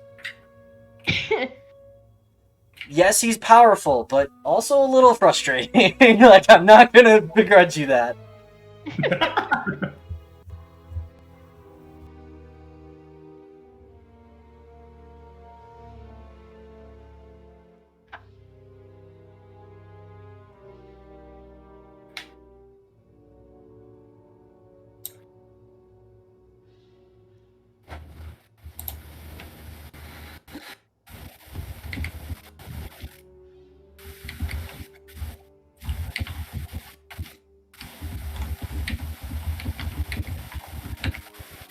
Click, click, click.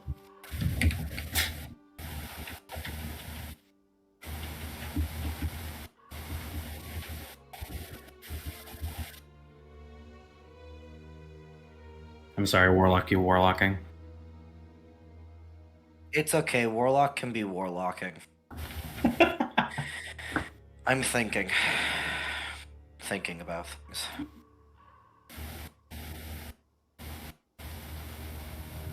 Okay, so...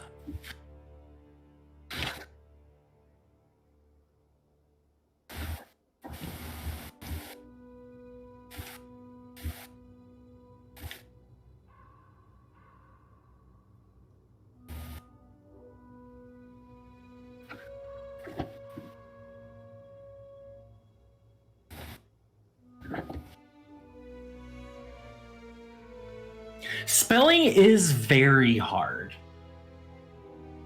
I mean, have you seen the name of the VC?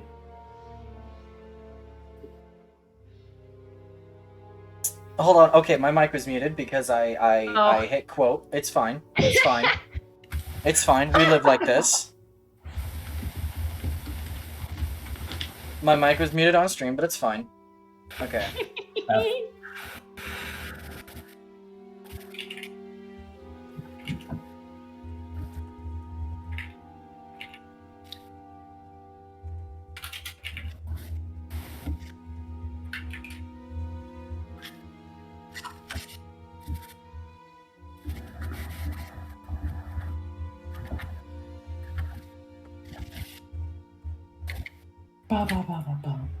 Scrolling around.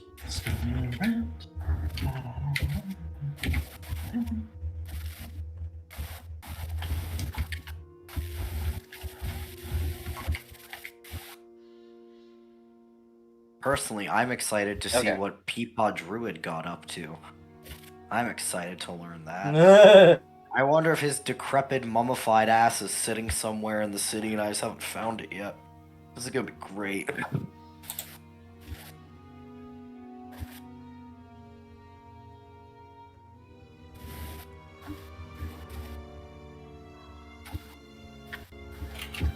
Warlock's still warlocking? Yeah. Just for a bit longer. A lot of warlocking sure do be going on.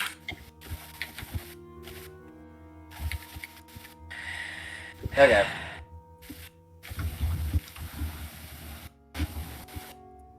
Okie day. I'm done warlocking. Yes. Okay. For now. For now. You will For now. later. Yeah. He absolutely. will wait. Absolutely. All right. How? So we can do this one of two ways. Y'all, if y'all want to go ahead and I'm assuming, of course, if you guys want to go ahead and head towards where he said to go to, right? The door with the Yes. 4 diagonal claw marks. Yes. Fine. Okay. Also, I have the passphrase written down. Nice. You're gonna need that. So, to me, of course, you guys might have better ideas, but to me there are two options. You can go above ground, walk to the Green District, and then come back down, or you can go there through the maze of the Undercity. Which would you like to do? I feel like if we're trying to find the rebels, I feel like staying not seen is the best idea. Agreed, maybe especially staying since in we are also kind underground of good. wanted fugitives.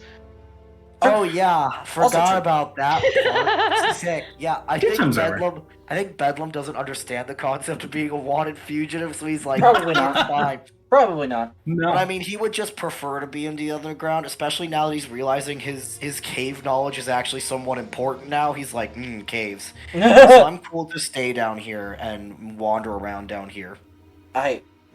5 seconds as Mylon makes another restroom trip.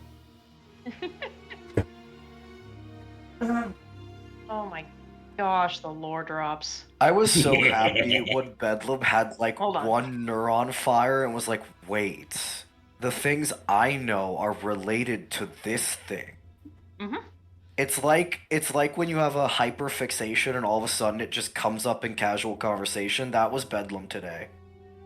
He was like, ah yes, my druid hyperfixation is important. Great.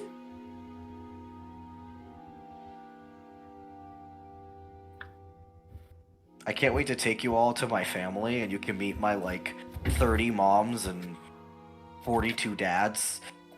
It's gonna be great. I'll try not to warlock them. You better fucking not, dude. That's my fucking family, bro. What, do you want to warlock the fucking nice Deep Gnome clan that's probably gonna be nice to you because you're friends with their son? Why would you warlock them? They're just little gnomes. What'd they do to you, dude? They listen. It's nothing. What? No. Bedlam's whole thing is he wants to keep his family safe. You better not touch a fucking hair on any of those gnomes' heads, bro. Your PvP will be enabled. You touch any of the PvP is enabled, flag. and I just said I could take your ass. I just said this session I could take your ass. No one else is but you. Okay, I am back. What did I miss? Not a word of this. Not a word of this. Aw.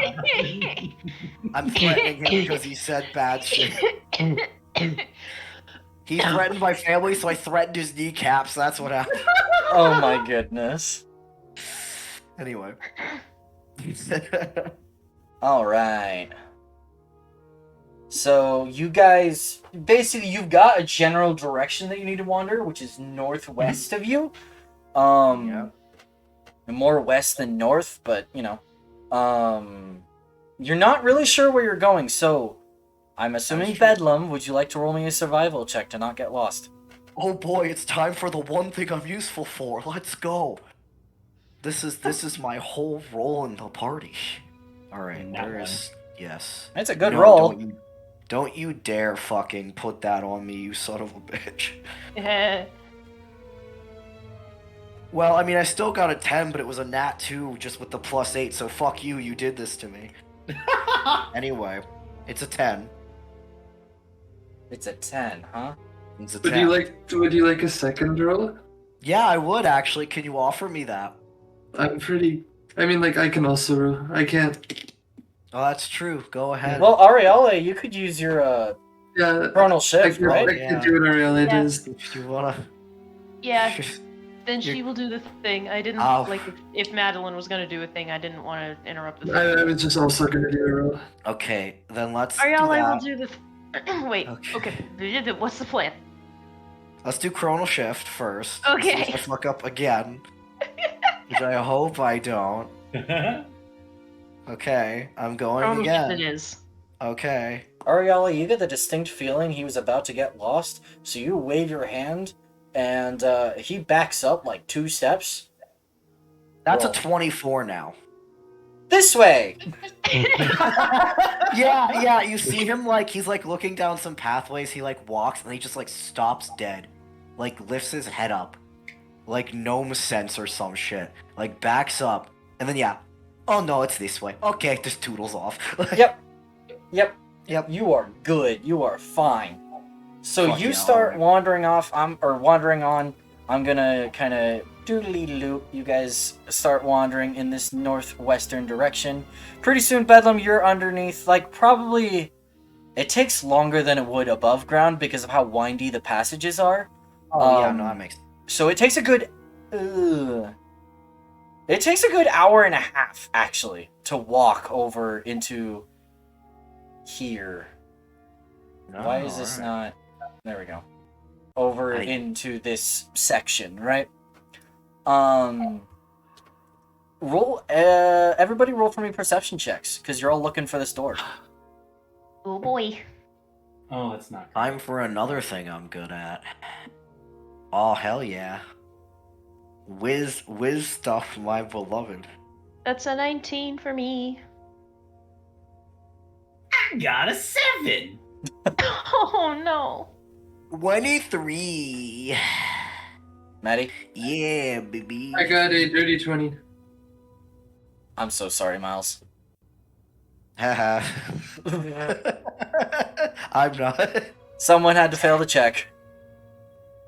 Yeah. So as you guys are walking, Bedlam. Too much brain noise. Yeah, true. That- You're that's- thinking about way too much right now, my guy. You were given a nugget.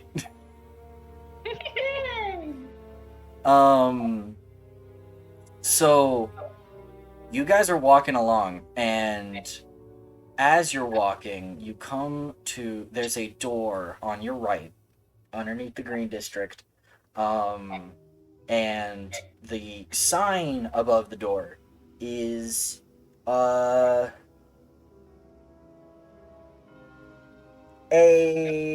small cross. Okay. On the door are 4 diagonal claw marks that look like a dragon's claw marks.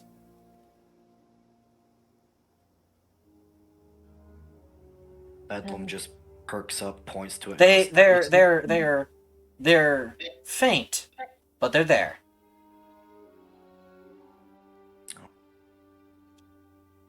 But in the center of the door are 4 dragon claw marks. Very jagged and quite deep, despite being very narrow. Then. Do we. This is our time now. We go inside, don't we? It's the only way forward. Oh, what is this? The door? Or like, Yes. I don't know what rebel protocol is. Do you just like he like holds his hand up to like knock on the door, but like looks at you? Like Karumandi said that we had to enter.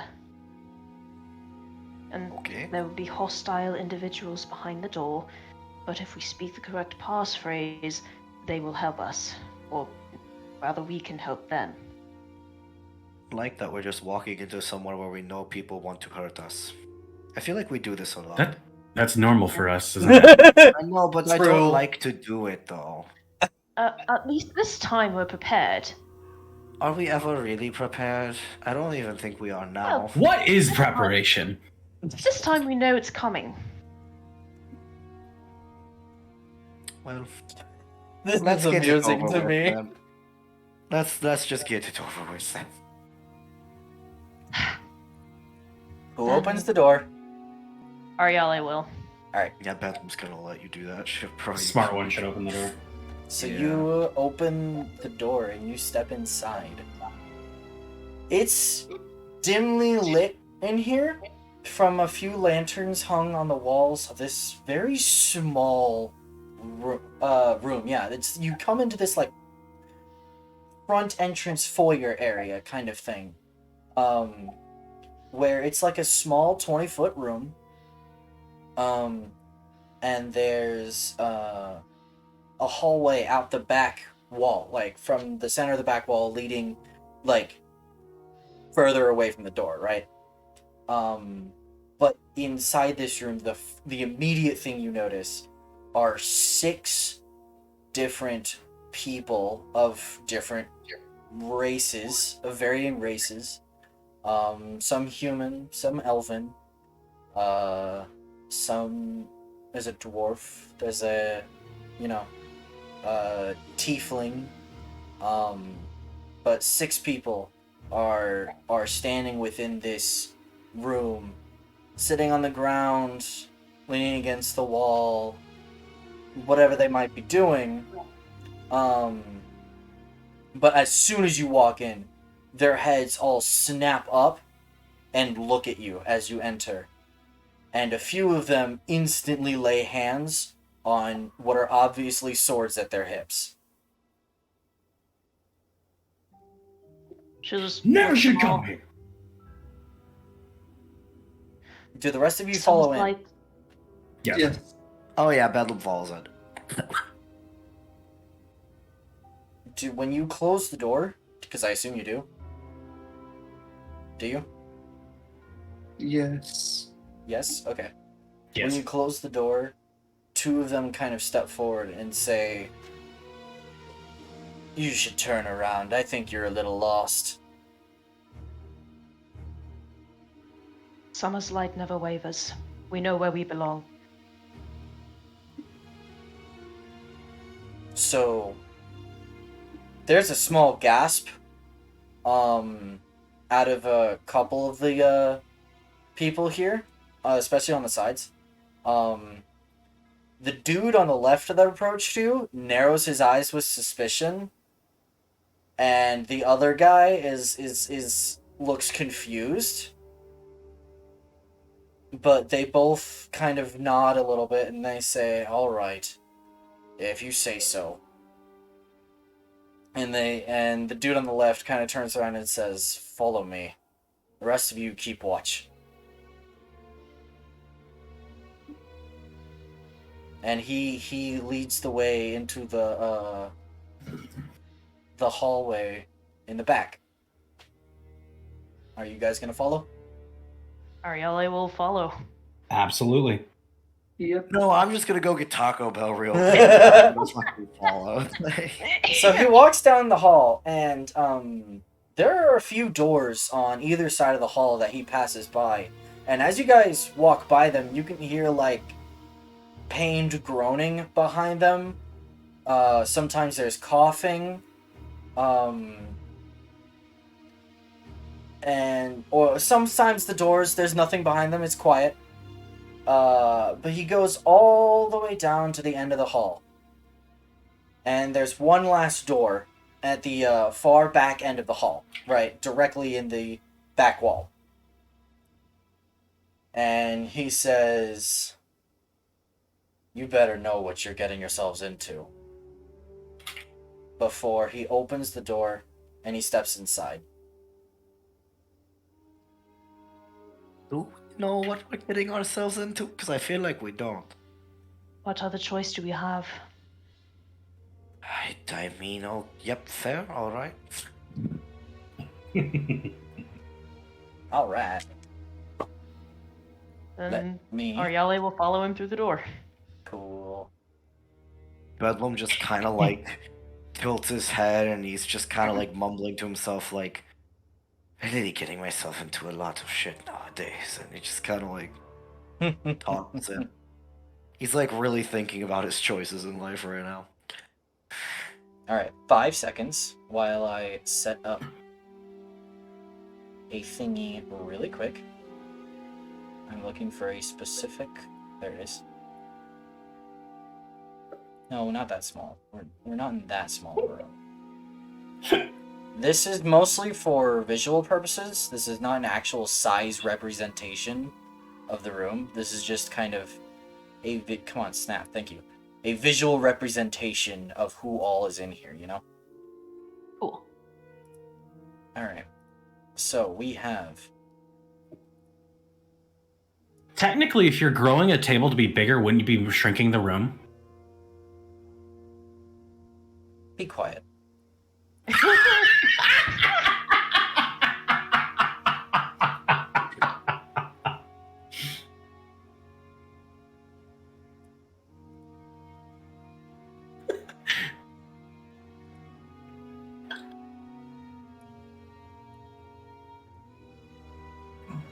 Okay, so we have the 4 of you coming in from the bottom. Hello. Hello.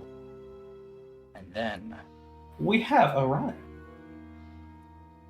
Hello, it's us. The people who definitely know what we're getting into. The party. 100%. Yeah. We're the best hope you've got. Cry now. That's. Oh, I feel so bad for the world. Yeah. This party of chuckle fucks is Hey. the best hope that this world has, dude.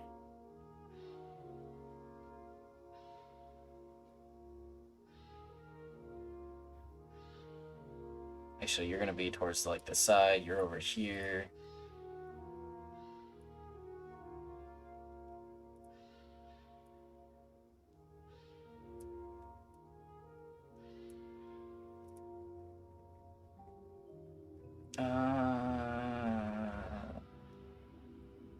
Shoot, I don't have a token for this last person.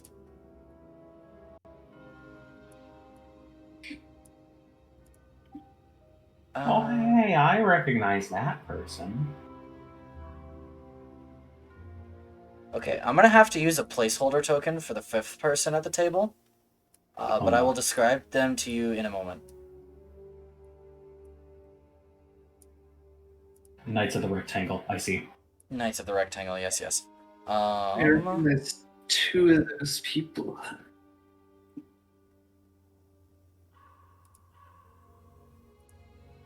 Okay. Hold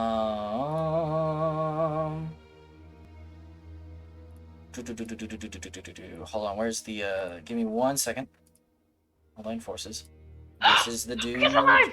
I was looking at my notes, Ark is alive!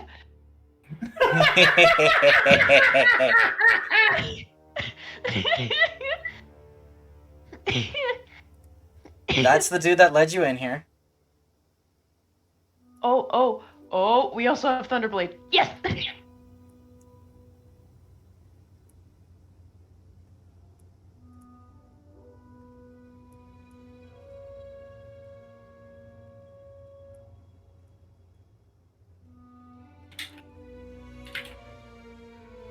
This is the guy that led you in. He's gonna just kind of sit right here.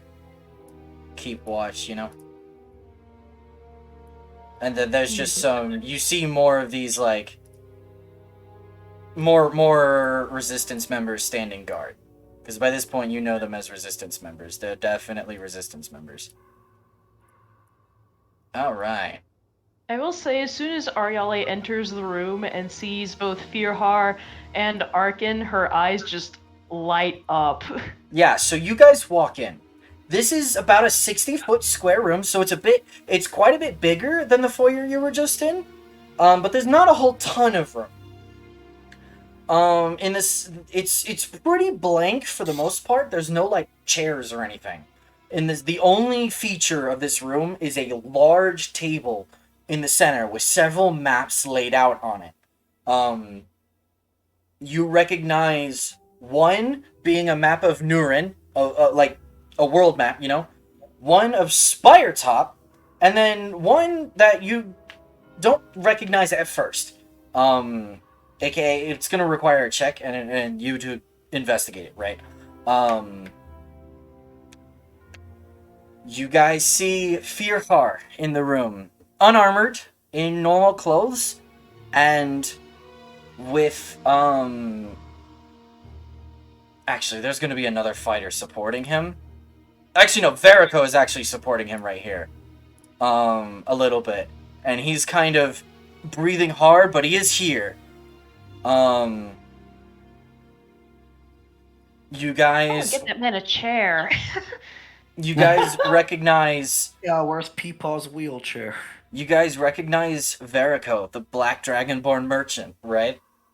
Who is also here. You recognize Arkin, who is here. The other two you may not recognize. But as you walk in, they all look up at you. And, Firhar and Arkin, at least, are going to smile and be like, you know, they recognize you guys. Verico will give you guys a slight nod, just as a kind of hello. The lady on the right is a younger looking, like she looks younger than the rest of the people at this table. And she's a purple-hued tiefling, tossing a dagger end over end before catching it again, watching you guys with narrowed eyes. The dude in the center is standing, leaning over the table with his, like, hands, like he's leaning hands onto the table, like, leaning over the table, and he just looks up at you. He has, you'll notice, so, hold on. You'll notice that he has an eye patch slung over one eye. Be careful with the table, I didn't lock it. I know, ignore that, I'm sorry. You're fine.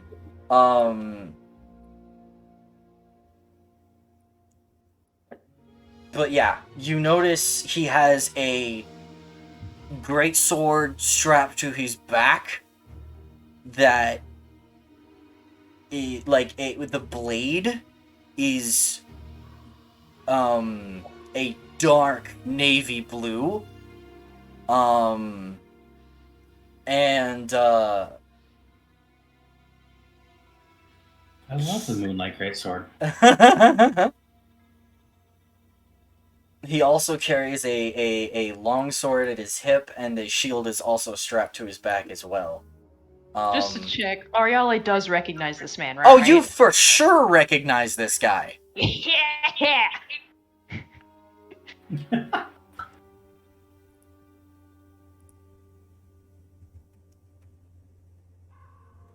So they all look up, and their differing reactions to you as you walk in. What are your responses upon seeing who's in this room? Ariale looks shocked and a little bit starstruck.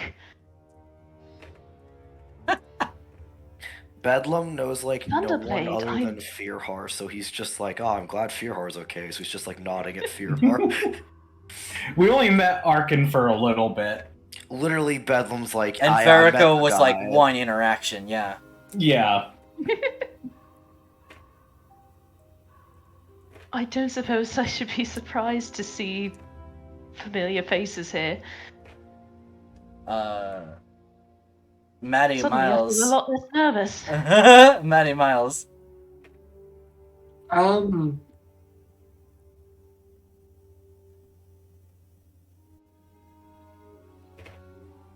Madeline's not really gonna have like a outwards reaction, but she is definitely like observing the people at the table. Mm-hmm. Miles is gonna nod to the three that he's spoken with, while keeping an eye on the two who are, well, keeping an eye on them. Yeah.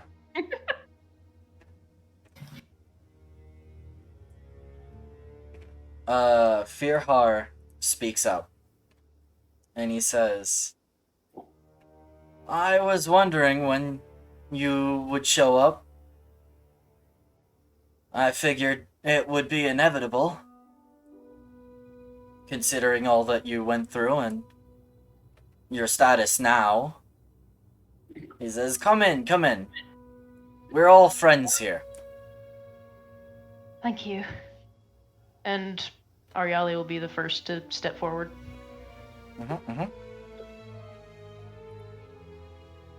Miles will tootle on behind. Tootle. Bedlam just kind of also toodles. We tootling. We tootling. Alright. So, the dude at the center of the table speaks up, right? And he says,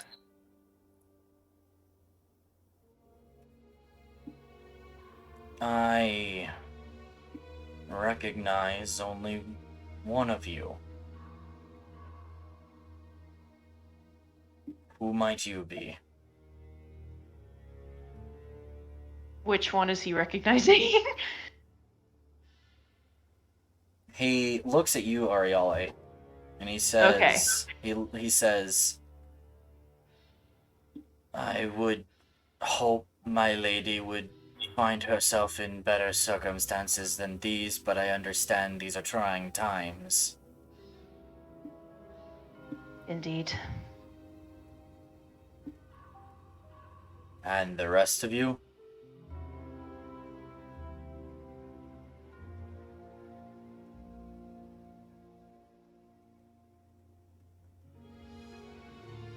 Oh, don't everyone jump in at once. Bedlam will kind of stand a little straighter and say, I am Bedlam Skyden. He'll look to Maddie. We're OSHA. He'll look to Maddie next. She'll give him a nod and say, I am Madeline of the TRE tribe.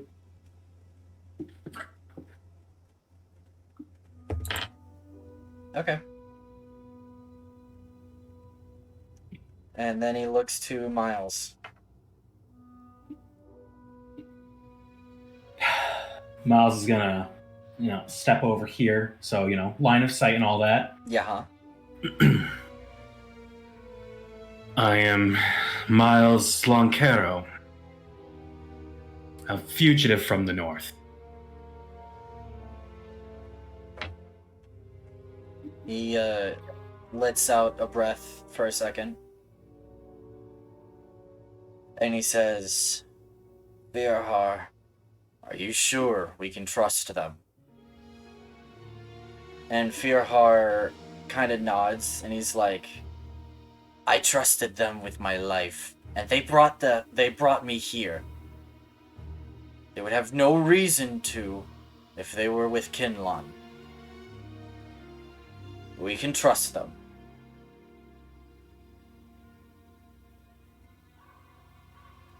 He said, then the guy in the center says, more allies are definitely better than less. And then he kind of stands up, and he is tall. Like, he's like 6'3", 6'4". He's tall. He's a regular, I think he's a regular human. If I'm not mistaken. Hold on. I mean, he's not that tall. 6'4" is pretty freaking Oh, tall you for shush. regular For humans. shush, most people, bro. that's tall. This guy tall to me, bro. Okay. Okay, to be fair, a houseplant is tall to you. Don't be mean to me right now, I swear to God. You want me to heal you in the next combat? Shut your mouth. Oh, I'm sorry. He doesn't have a long sword at his. He doesn't have a long sword at his hip.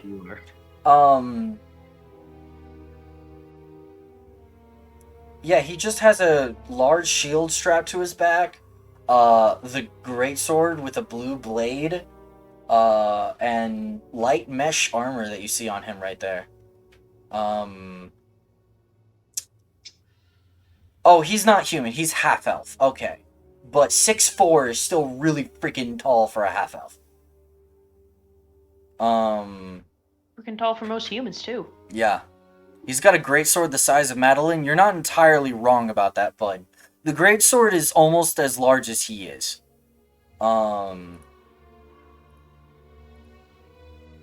Man's is running Yes. Dark Knight. Mans is running Dark Knight. Mans Like, is- yeah. Mans is carrying around an ultra great sword. Kinda is. So he kind of stands up straight. And he's taller than most of you. Not taller than Madeline, but like, Tiari are naturally tall anyway. He's heckin' tall for a half-elf. And he says,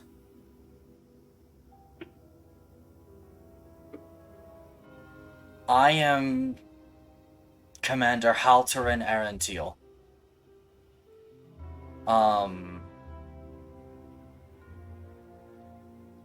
I lead the resistance with the loss of our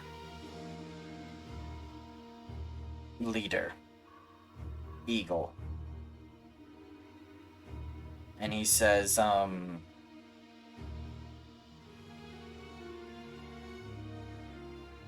actually, before he says anything more,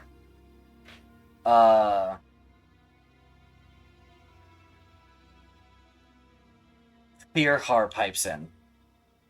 Because you guys journeyed with him. Fearhar pipes in, and he says, previously commander of the Royal Guard, you might know him better as Thunderblade. Oh, he's that guy.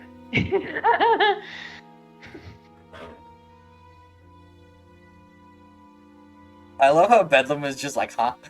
Bedlam's like, cool name. Should I have heard it before? Ariale will just like whisper to Bedlam, he's a legendary warrior. During the fall of Spiretop, he was invading airships alone.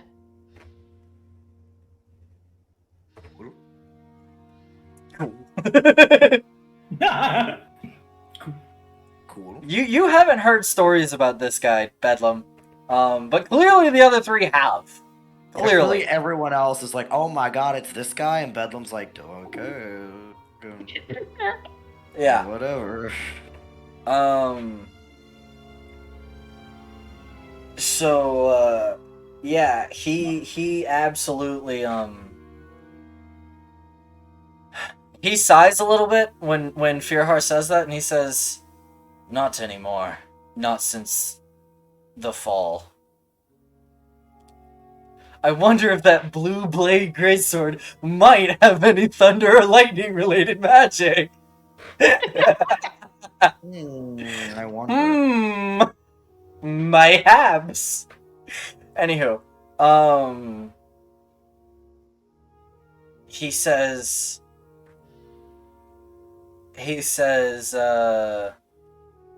Fearhar, since you know these so well, why don't you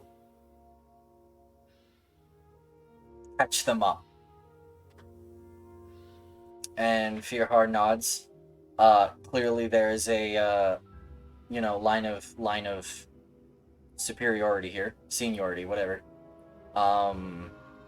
There's a chain of command. Chain of command, that's what the freaking term is. So Fearhar says, we're mounting an operation to rescue Eagle, our leader. He kind of looks around and he says, all present know her identity. Princess Kalatari. He says, but the resistance doesn't exactly have the manpower needed to conduct something like this. The massacre at the palace was too devastating. Arkin actually steps forward and says, "We know that the princess was captured by Legate Archivist Warthorn, who was, if you recall, the de facto leader of the Kinlan occupation of Spiretop until Tryson Narenvane took over. We also know that Archivist took Kalatari, similar to U4, aboard the Kinlan Dreadnought, the Hellfire. We know that the Dreadnought left the city of Spiretop, and our informants in the Sky City of Yorn have gotten a message to us saying that it docked with the military base there. Don't bonk me, Wolfie! He says, the military base, Fort Cloudtop, is attached to the deepest levels of the Ostor mines, which is an Ethereum mine within the island, and which is what gives the small city-state such an influential position, although its leader, Colren Silversong, is largely nothing more than a puppet of the Kinlan Empire. As far as we know, the Hellfire has been docked with the military base for several days now. We think it highly likely that Kalatari is being kept under lock and key within the base.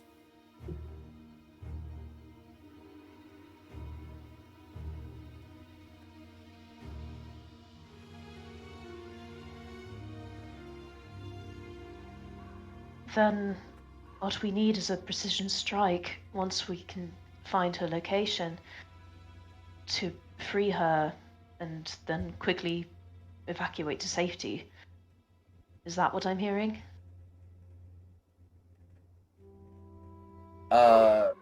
So the tiefling on the right nods, and she says, "Very astute of you." And like that's all she says. And Arkin says that I agree, but I think we need more intelligence on the Legate's movements and the Hellfire itself. I think it would be nothing short of suicide to mount a rescue now.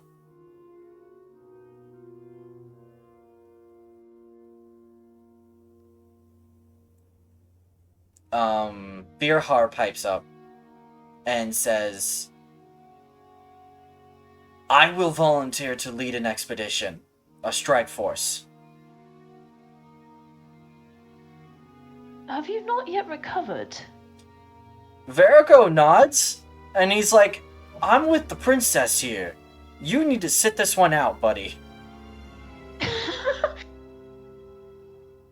And even as he says that, Firhar kind of coughs a little bit, and he's like, "I swore an oath!" And then Halterin speaks up, and he says, "We all did." I think I would be best to sneak aboard the Hellfire alone and free her. The less people that infiltrate this, the better. And I can't just sit by and do nothing while she's captured because of me.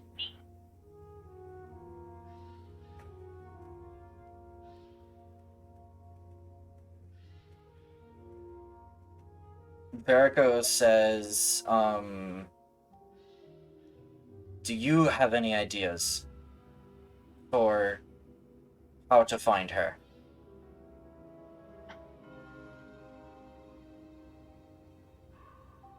I don't right now.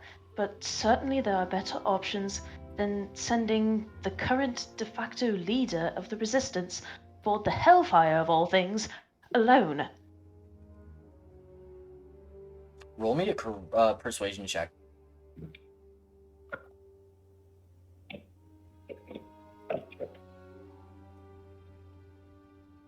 I'm going to chronal shift that. That was a natural 1. Yeah, you probably should.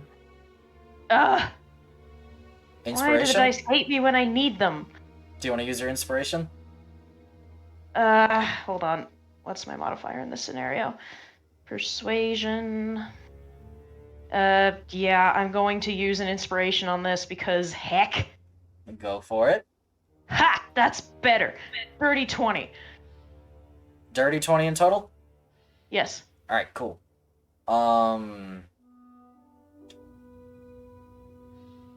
So, Verico nods, actually. He says, I agree. A one-man rescue mission has too much that can go wrong.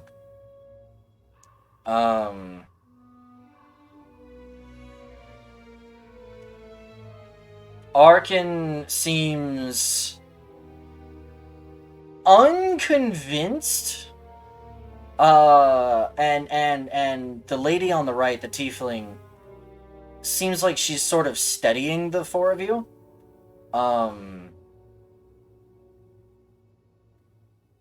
But she hasn't weighed in yet.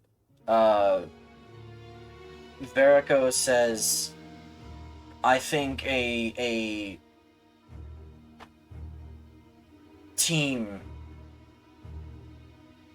should go there and scout out what they can find. Maybe we can get in contact with Lord Silversong. We don't know where his true loyalties lie.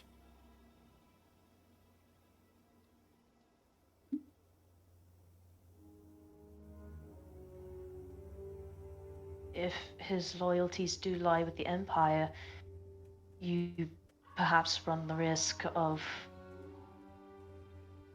a betrayal. That would need to be done with caution. Beerhar nods, and he says, that is true, but from what I know about Yorn, it's more that Kinlon occupies it. They aren't exactly welcome in the city. If I had my way, they wouldn't be welcome anywhere. Halterin chuckles at that. Thunderblade chuckles at that. Arkin says, you're a student of mine, Princess, and so you should know that knowledge is always your greatest weapon. We still don't know enough. You would be walking in blind.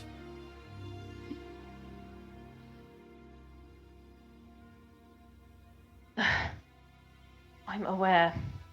However, I cannot lose her again. Whatever the risks are, whatever must be done, I want to see it done successfully, but something has to happen.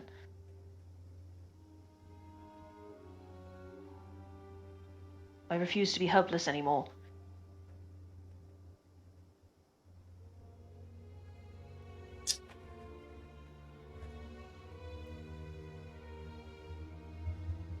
Arkin says,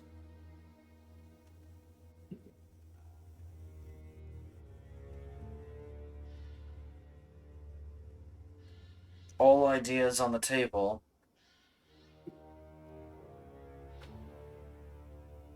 It's possible to conduct a reconnaissance mission. If you would like, Princess, you can lead the team of your choice into the city. I would be willing to back this plan. But your mission should be knowledge, not engagement. Stay hidden at all costs. Not only are you wanted, but we don't want to risk the first princess's life, if we can help it.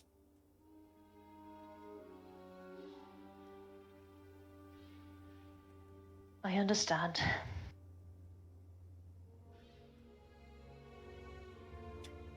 Virhar pipes up, and he says, I can vouch for these individuals' strength. I believe they have what it takes to pull off a rescue mission. In my stead.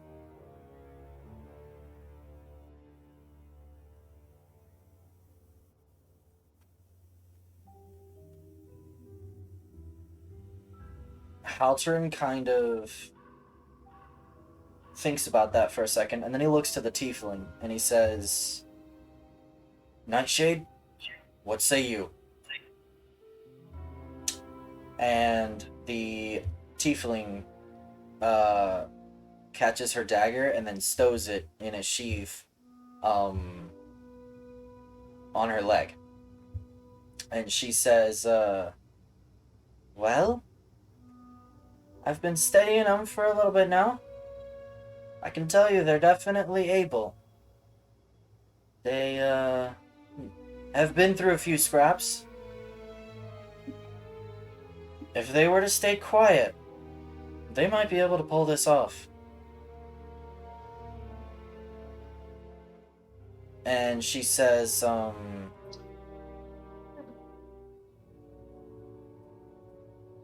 furthermore, I'm curious to see what the limits of your abilities are.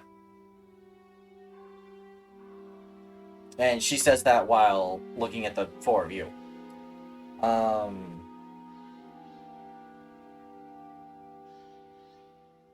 Do you guys say anything at this point while they're kind of chatting about this?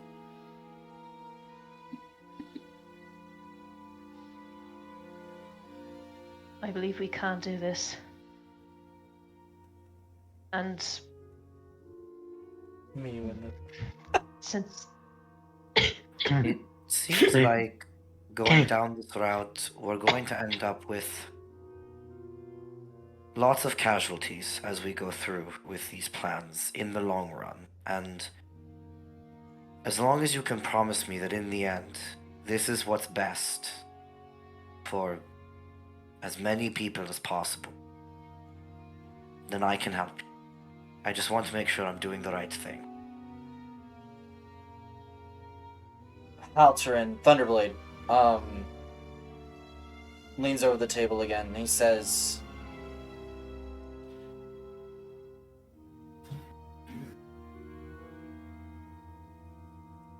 unfortunately, you're stepping into something greater than any of the four of you individually. This war has been going on for decades now. Actually, wait. Has it been decades? I think it's been a decade. I think it's been a decade. Hold on. Let me check the dates again. A deck. Several years at any rate. At least 5 years, and probably like another good 4 or 5 beyond that. So like, at least a decade. Okay, war was declared in... Yeah, it's been exactly 10 years almost. Yeah, okay. So he says it's been 10 years. And this war still isn't done. Blood is still being spilt. But we fight for a free Aldine. We fight the Kinlon Empire to push them back and free our home so that we can live here in peace. He says they invaded us out of their own selfish desires. And if we need to massacre them in order to see us free, then I will gladly cut them down myself.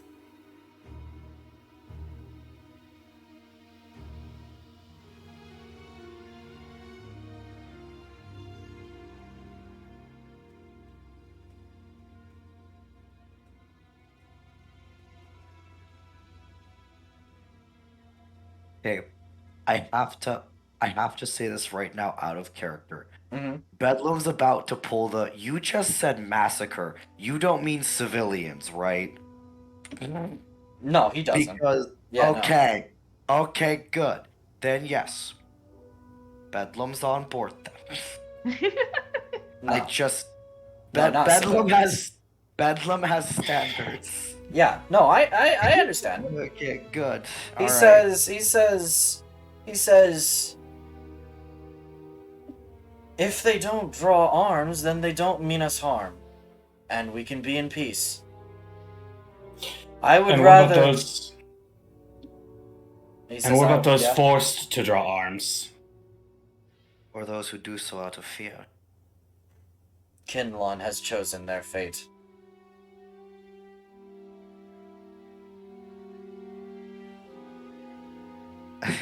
Their lives are in their emperor's hands.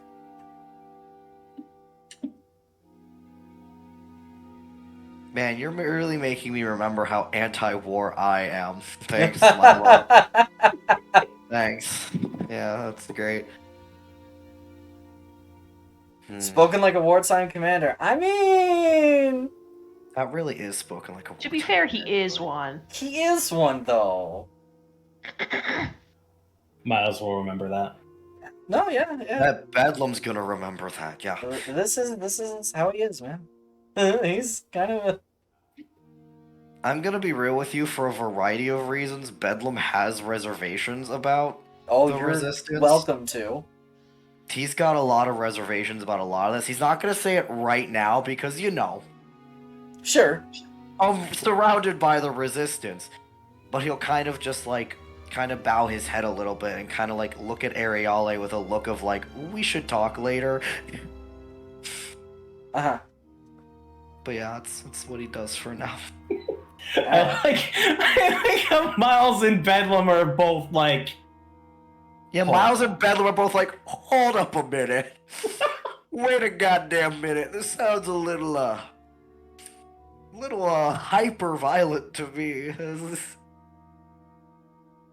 But no, we'll talk about it when we're not in the middle of the resistance. So Bedlam's just absolutely. gonna Bedlam will actually, if Bedlam sees the camaraderie, yeah, he'll shoot Miles a look and then folds his hand as don't worry, Miles, we'll bring this up later. Let's just fold our hands. What war crimes is the party committing? No, None. Rex, we're trying not to commit war crimes. Bedlam is actively trying to avoid war crimes. That's the problem. And the dude Anyway. was kind of bordering the, war crimes, schmore crimes, Listen, from the beginning here, Bedlam, for his own reasonings of how he thinks, he's been a little hesitant about a lot of this. Uh-huh. And No, I you're feel absolutely welcome to be. Yeah, I feel like he's gonna want to talk about this later. But again, when we're not here, so he's just gonna be quiet. Yeah. The rest of you can talk. What Him war and crime- Miles can just be. So Haltzer and Thunderblade isn't necessarily, quote, wanting to commit war crimes. Yeah, he's not I'm gonna go He's in just there and specifically use tear gas. He's just He's if I have to, I will, which is Anything not to see always a Aldine great- free. Yeah, it's not always a great mindset. That can lead to bad things sometimes. That's why Bedlam's worried. Your question is not being answered. What do you mean your question is not being answered? I don't understand.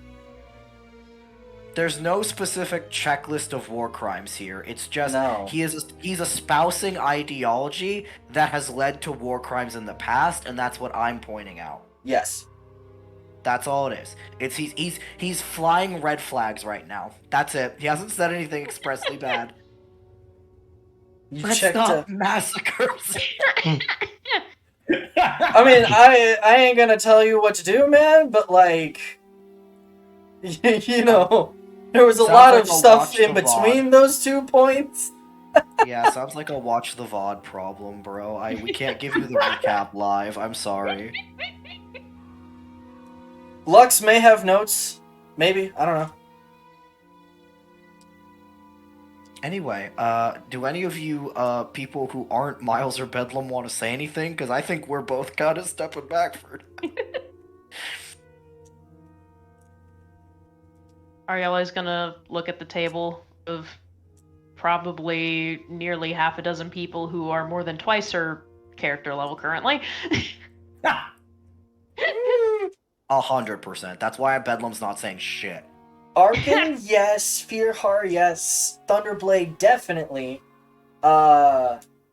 Nightshade, around that, probably. Verico, he might be a little lower than twice your level, maybe. Bedlam seeing all the very strong boys. I will reserve my comments for later in private. Yeah, she's gonna look at the resistance leaders. And please trust us to see this through. We will bring my sister home.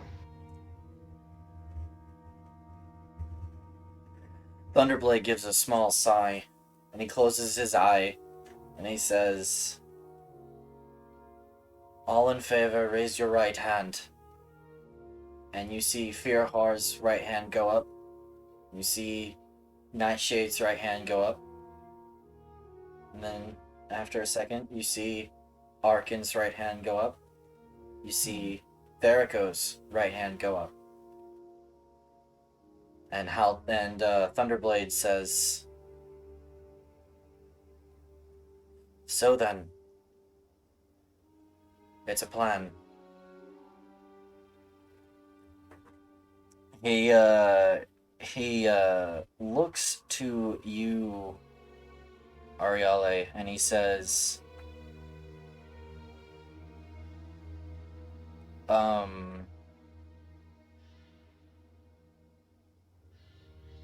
"You will be taking a team up to the city of Yorn, and there, investigate where Princess Kalatari is being held, and if possible, free her. Use any means at your disposal, short of being captured yourselves."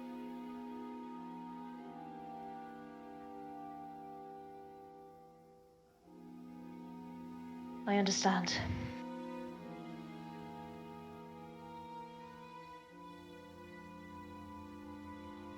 With that being said, I suggest the airship dock. It's a long flight there.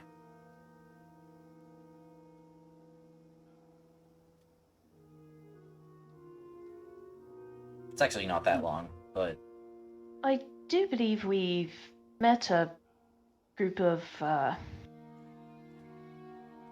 adventurers who own an airship that may help things stay off the record. resourceful. Useful. Nightshade flashes you a grin, like a very toothy grin. She says, "I like that." So that's the rogue. I'm pretty sure she's Inquisitive Rogue. Seems like What makes you think that?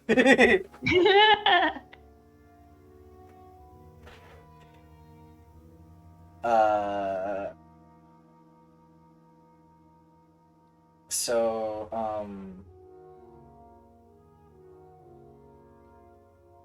Nightshade actually will step away and rap a fist on the table as she walks off, and she says, "Be seeing you around then."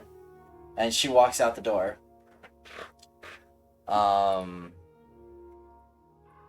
So she walks out the door.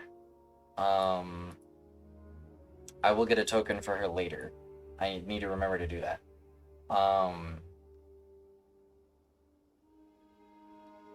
Thunderblade as well steps off and says, he says, "I wish you luck. You're going to need it." And he walks off. lovely.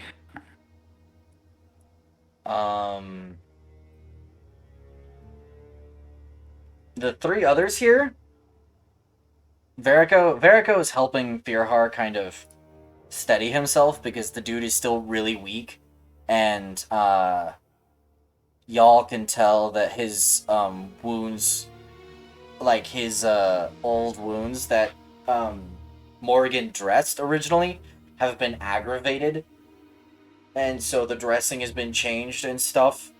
And he's being really careful, trying not to like reopen them or anything like that, or disturb them too much. But he gives you guys a big smile, and he's like, "Welcome back to safety, and welcome to the fight. I'm glad to see you here. I'm glad to see you here." And Arkin says, he speaks up and he says, "I'm glad you all made it. I'm glad you all made it back. I was worried for you."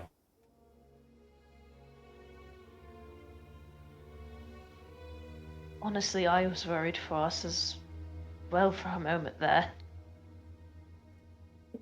But I suppose you might be pleased to know, and she will take the ruby out of her robes, just holding it in her hand for a minute, not doing the fancy floaty ruby thing, Yeah. just kind of holding it.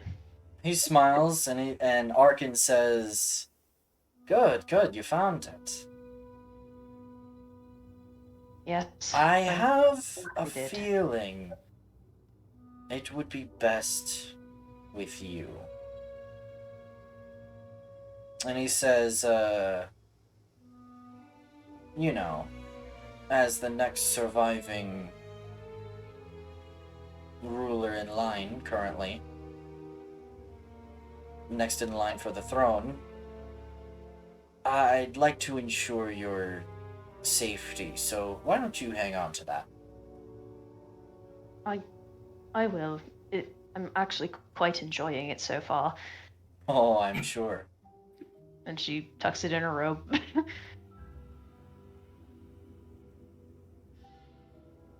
And I know my sister was never one for magic quite as much. He says, no, not typically. Not as much as you are. Arkin says, I have a feeling that it would see more use in your hands than mine. After all, I have a lot of bookkeeping here, as one of the leaders of the Resistance. Oh, bookkeeping. How entertaining. Running a war is a lot more logistics than you think. And as the only one with any brains around here, and he gives a look to Verico and Firhar, he says, it falls to me. And the two Dragonborn just kind of look at him, and give him a little, like the evil eye kind of thing, you know? Main lesson of military history class, logistics win wars. Logistics do win wars. If you can't feed your army, you will not win. You will lose badly.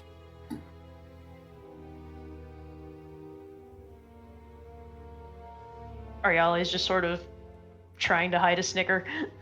Absolutely. Alright, chaps.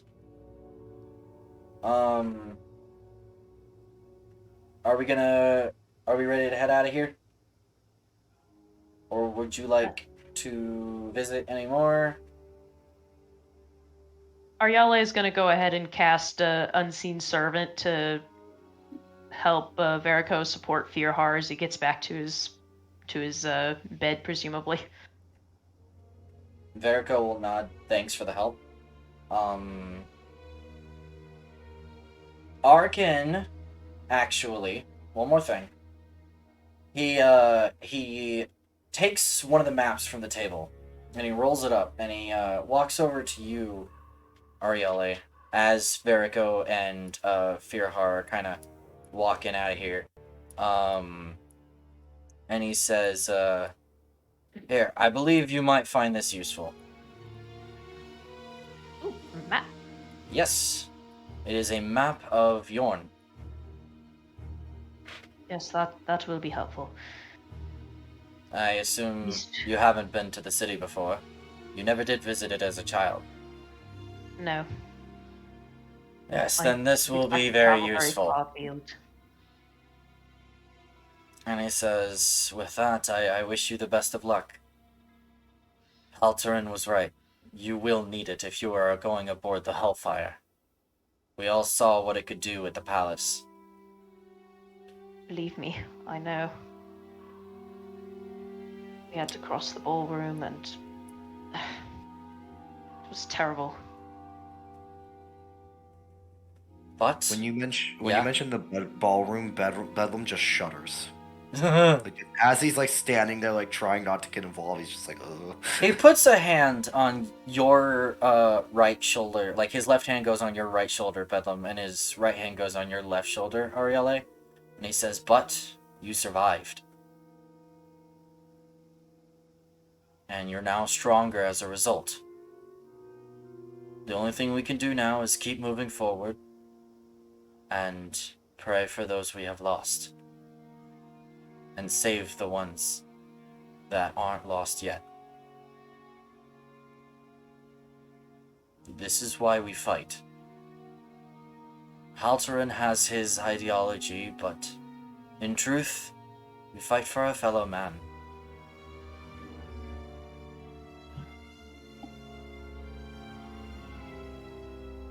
This is the only way to stop Quinlan from swallowing up the entire world in their greed.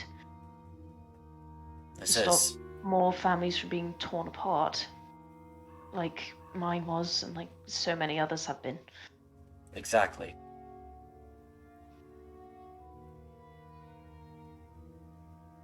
It's a war we're waging, and it's an unfortunate reality. But it's one we need to win.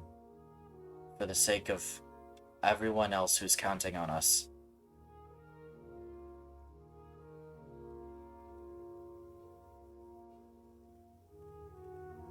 He,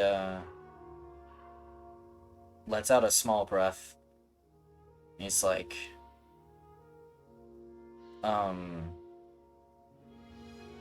he says, "Be careful in Yorn. The Kinlan presence there is much heavier than it is here, even after the destruction of the palace. Look after yourselves, okay?" We will. He nods and he, too, walks out.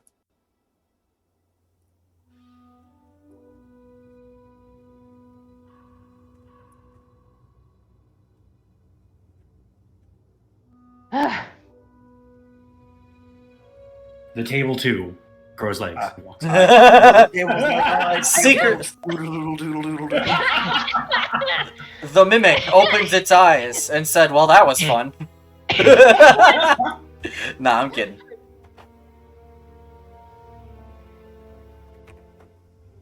Miles is ready to get out of here. Oh, Bedlam is so ready to get. Bedlam is with you, Miles. Like, goddamn. We've evolved from break into the palace to steal some stuff to infiltrate a military stronghold to rescue the princess. Welcome to Tier 2. We have cookies and politics. Listen, Bedlam's already. Yeah, a welcome to little Tier hesitant 2, about yeah. politics. Welcome to Tier 2, man. Yeah, Miles is ready to get the hell out of here. Yeah. Bedlam wants out of here so bad. Yeah, Yeah. Bedlam's right after you, Miles. Like as soon as you turn around, he sees you and he's like, and he just falls right after you.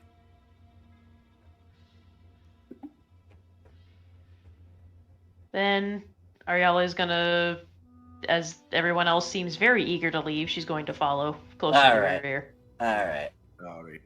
Let me... Bedlam wants to go somewhere nice and like private where the group can discuss because Like the inn. we just we just agreed to some wild shit, dog. So, alright, so you walk out. Where would you like to go? The city is your oyster. Like, you can kind of go anywhere you want. I think finding a nice quiet spot in the inn to, as a party, discuss what we're about to do and maybe our characters' thoughts and feelings on it might be a good idea at some point. Yeah. Valid. We could Valid. meet in someone's room, so we're not just discussing plans to go liberate the captured princess Yeah, we're not in the gonna middle do of the this out in tavern. the open. No, we're Yeah. gonna find some like quiet little private room because I feel like our characters probably have their own thoughts and feelings about this that should probably be discussed. Do you want to head back to the Shifting Sands, or do you want to go to a new tavern? Oh, Shifting Sands. Where else? Alright, fair enough. Fair enough. Valid. Yeah, Alright. We're Noted. Home is where the sniffer is. Home is where the sniffer is. Alright. Oh, wait. We should check on yeah, Red. Is that the dog's name? Ren? Yeah. Yeah. Wolfie. Oh yeah, Ren. Yeah, we should do that while we're out and about. Yeah. Okay, yeah. So quick We'll do checkup that on first, Ren, quick. then we go have the emotional heart to heart. Okay. Yes. And if Ren is not there, Bedlam will have an even rougher day. It's fine.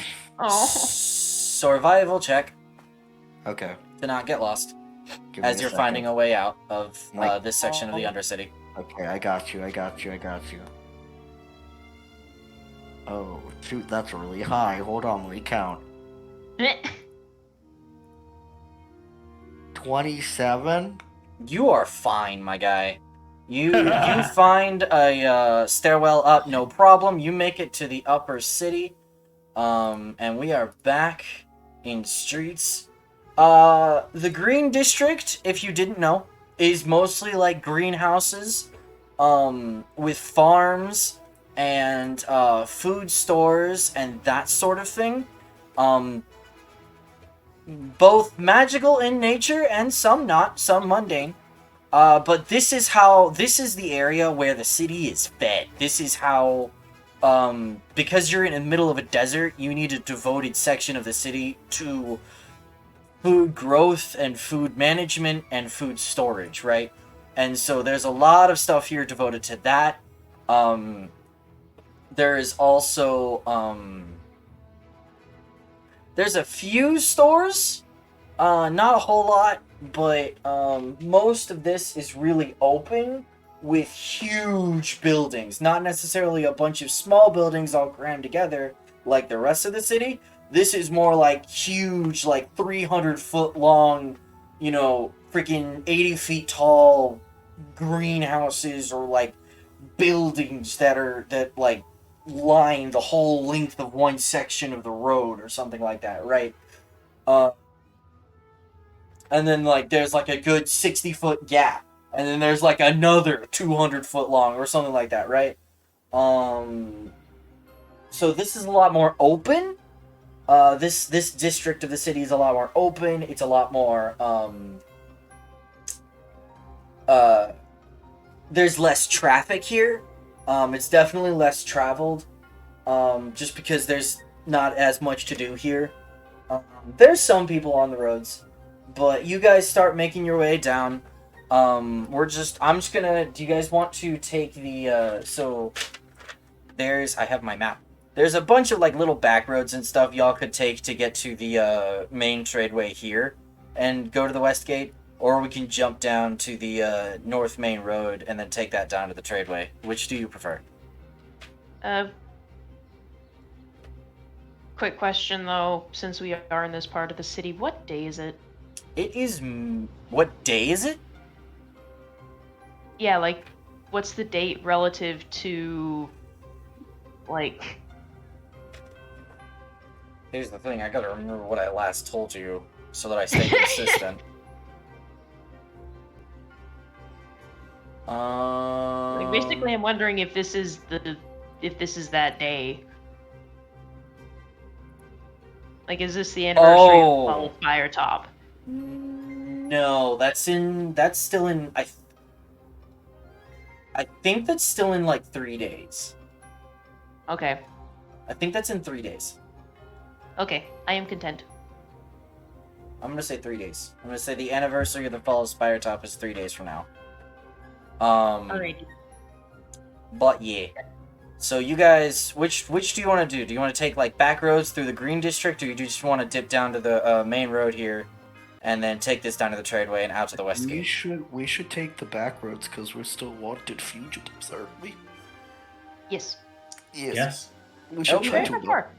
Good decision. Taking All right, cool. So you the guys, main road would have had consequences, I can tell. you guys make your way through these sort of side roads and stuff, all the way down to the tradeway. You dip down into the tradeway, and you make your way to the west gate without much of a problem. The west gate is open, traffic is free flowing, and you guys are welcome to walk on out. Yes.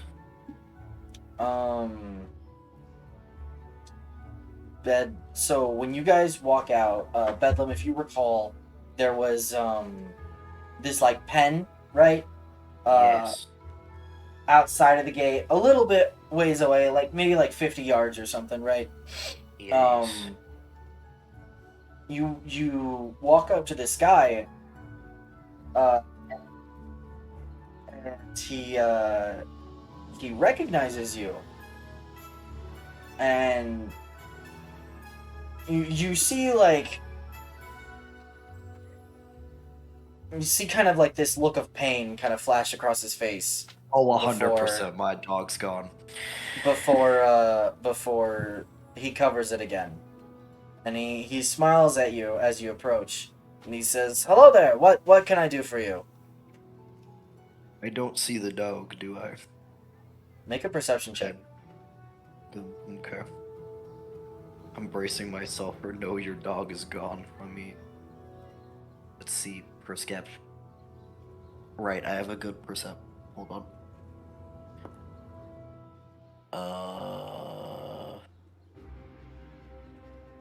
23. Unfortunately, you don't see him anywhere. Great. Bedlam looks at the guy and he goes, I had a wolf penned here. I don't see it. I know it's been a while. The guy says, "I'm sorry. We only had payment for 2 nights. And well, you see, when we kept him for another 3 days, but when you didn't show, we set him loose into the desert. I don't know where he is. I'm sorry." Bedlam just kind of nods. He goes, I understand. Thank you for keeping him as long as you did.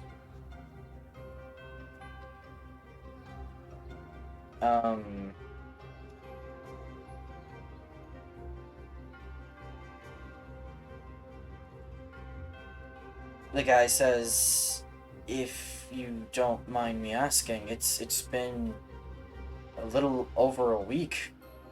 What happened?" Business trip. Unexpected business trip. Bedlam just kind of nods More and like goes, it lasted longer than expected, but got caught up in, yeah, some business, yeah.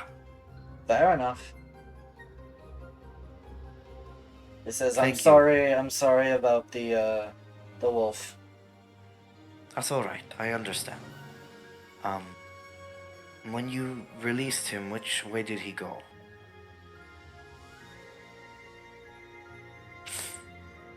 If you remember.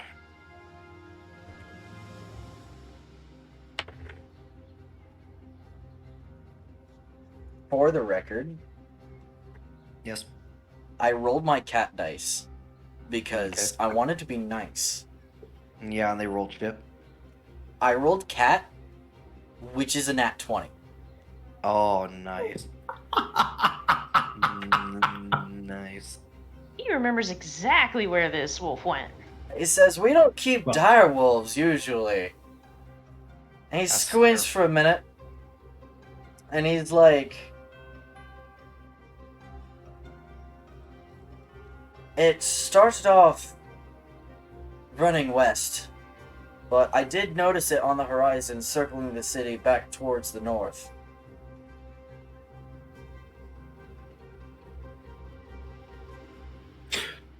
What direction was the cave we found him in again?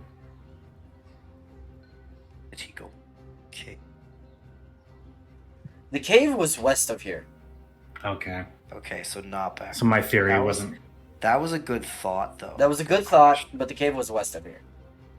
Okay, so he's to the north as of last seen. Yes. Okay. Bedlam notes this. This will be something he will come back to. Dog hunt will have to happen at some point. Mm-hmm. Just a little side quest called Find Your Lost Dog. You ever heard of it?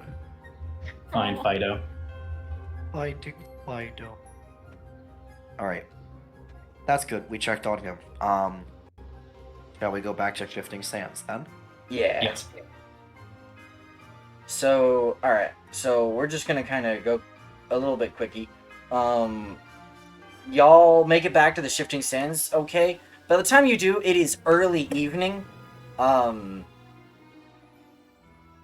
Felix can treat you guys all to a nice dinner on him. Nice. You guys are good friends of his, and you guys have been through a lot. Oh. And he, as he's serving you guys, he says, "Hey, have you guys met with Caramandi? He left a message saying he wanted to see you, but I received it early this morning, but you had already left." We already talked. Yes. Yeah, we met with him. On our way there anyway. He nods. He's like, "Good, good." And he's like, "I'm glad."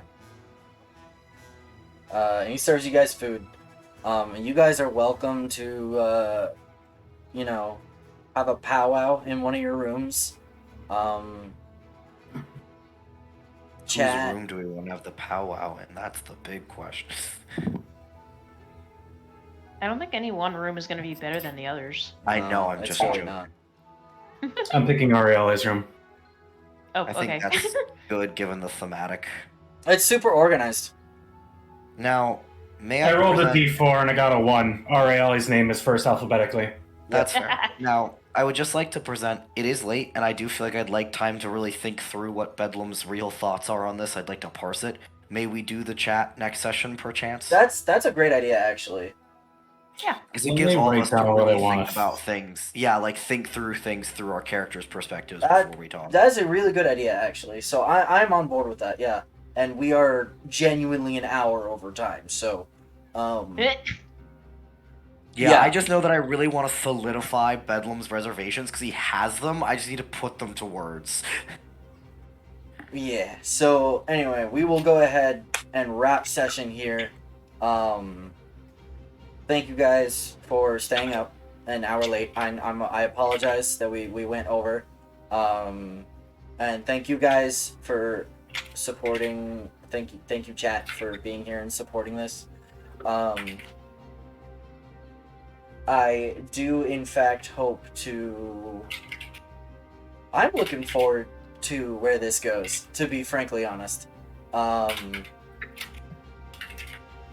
We have officially ended Arc 1, like Season 1 kind of thing, and we're starting Season 2 a little bit. Arc 2,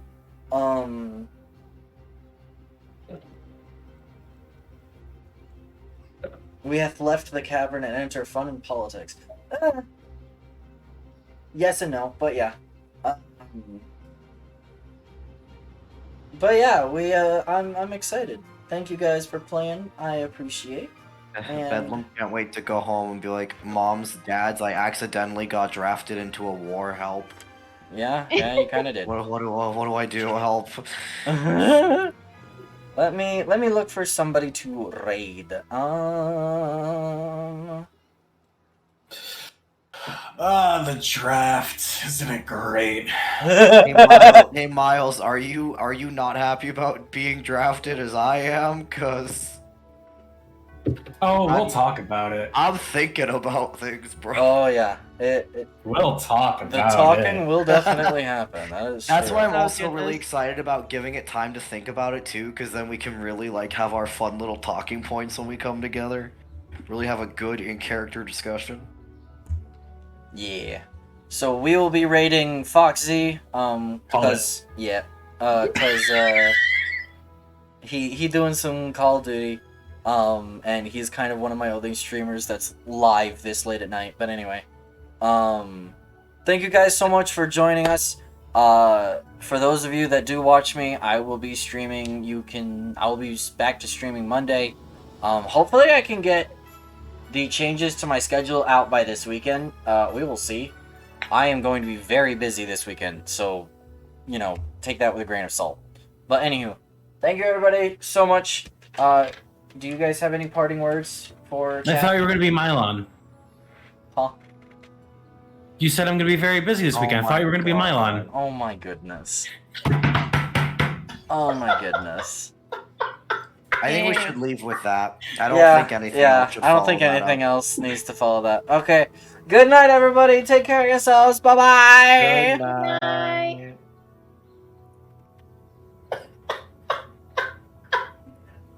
You silly goose. Oh my god.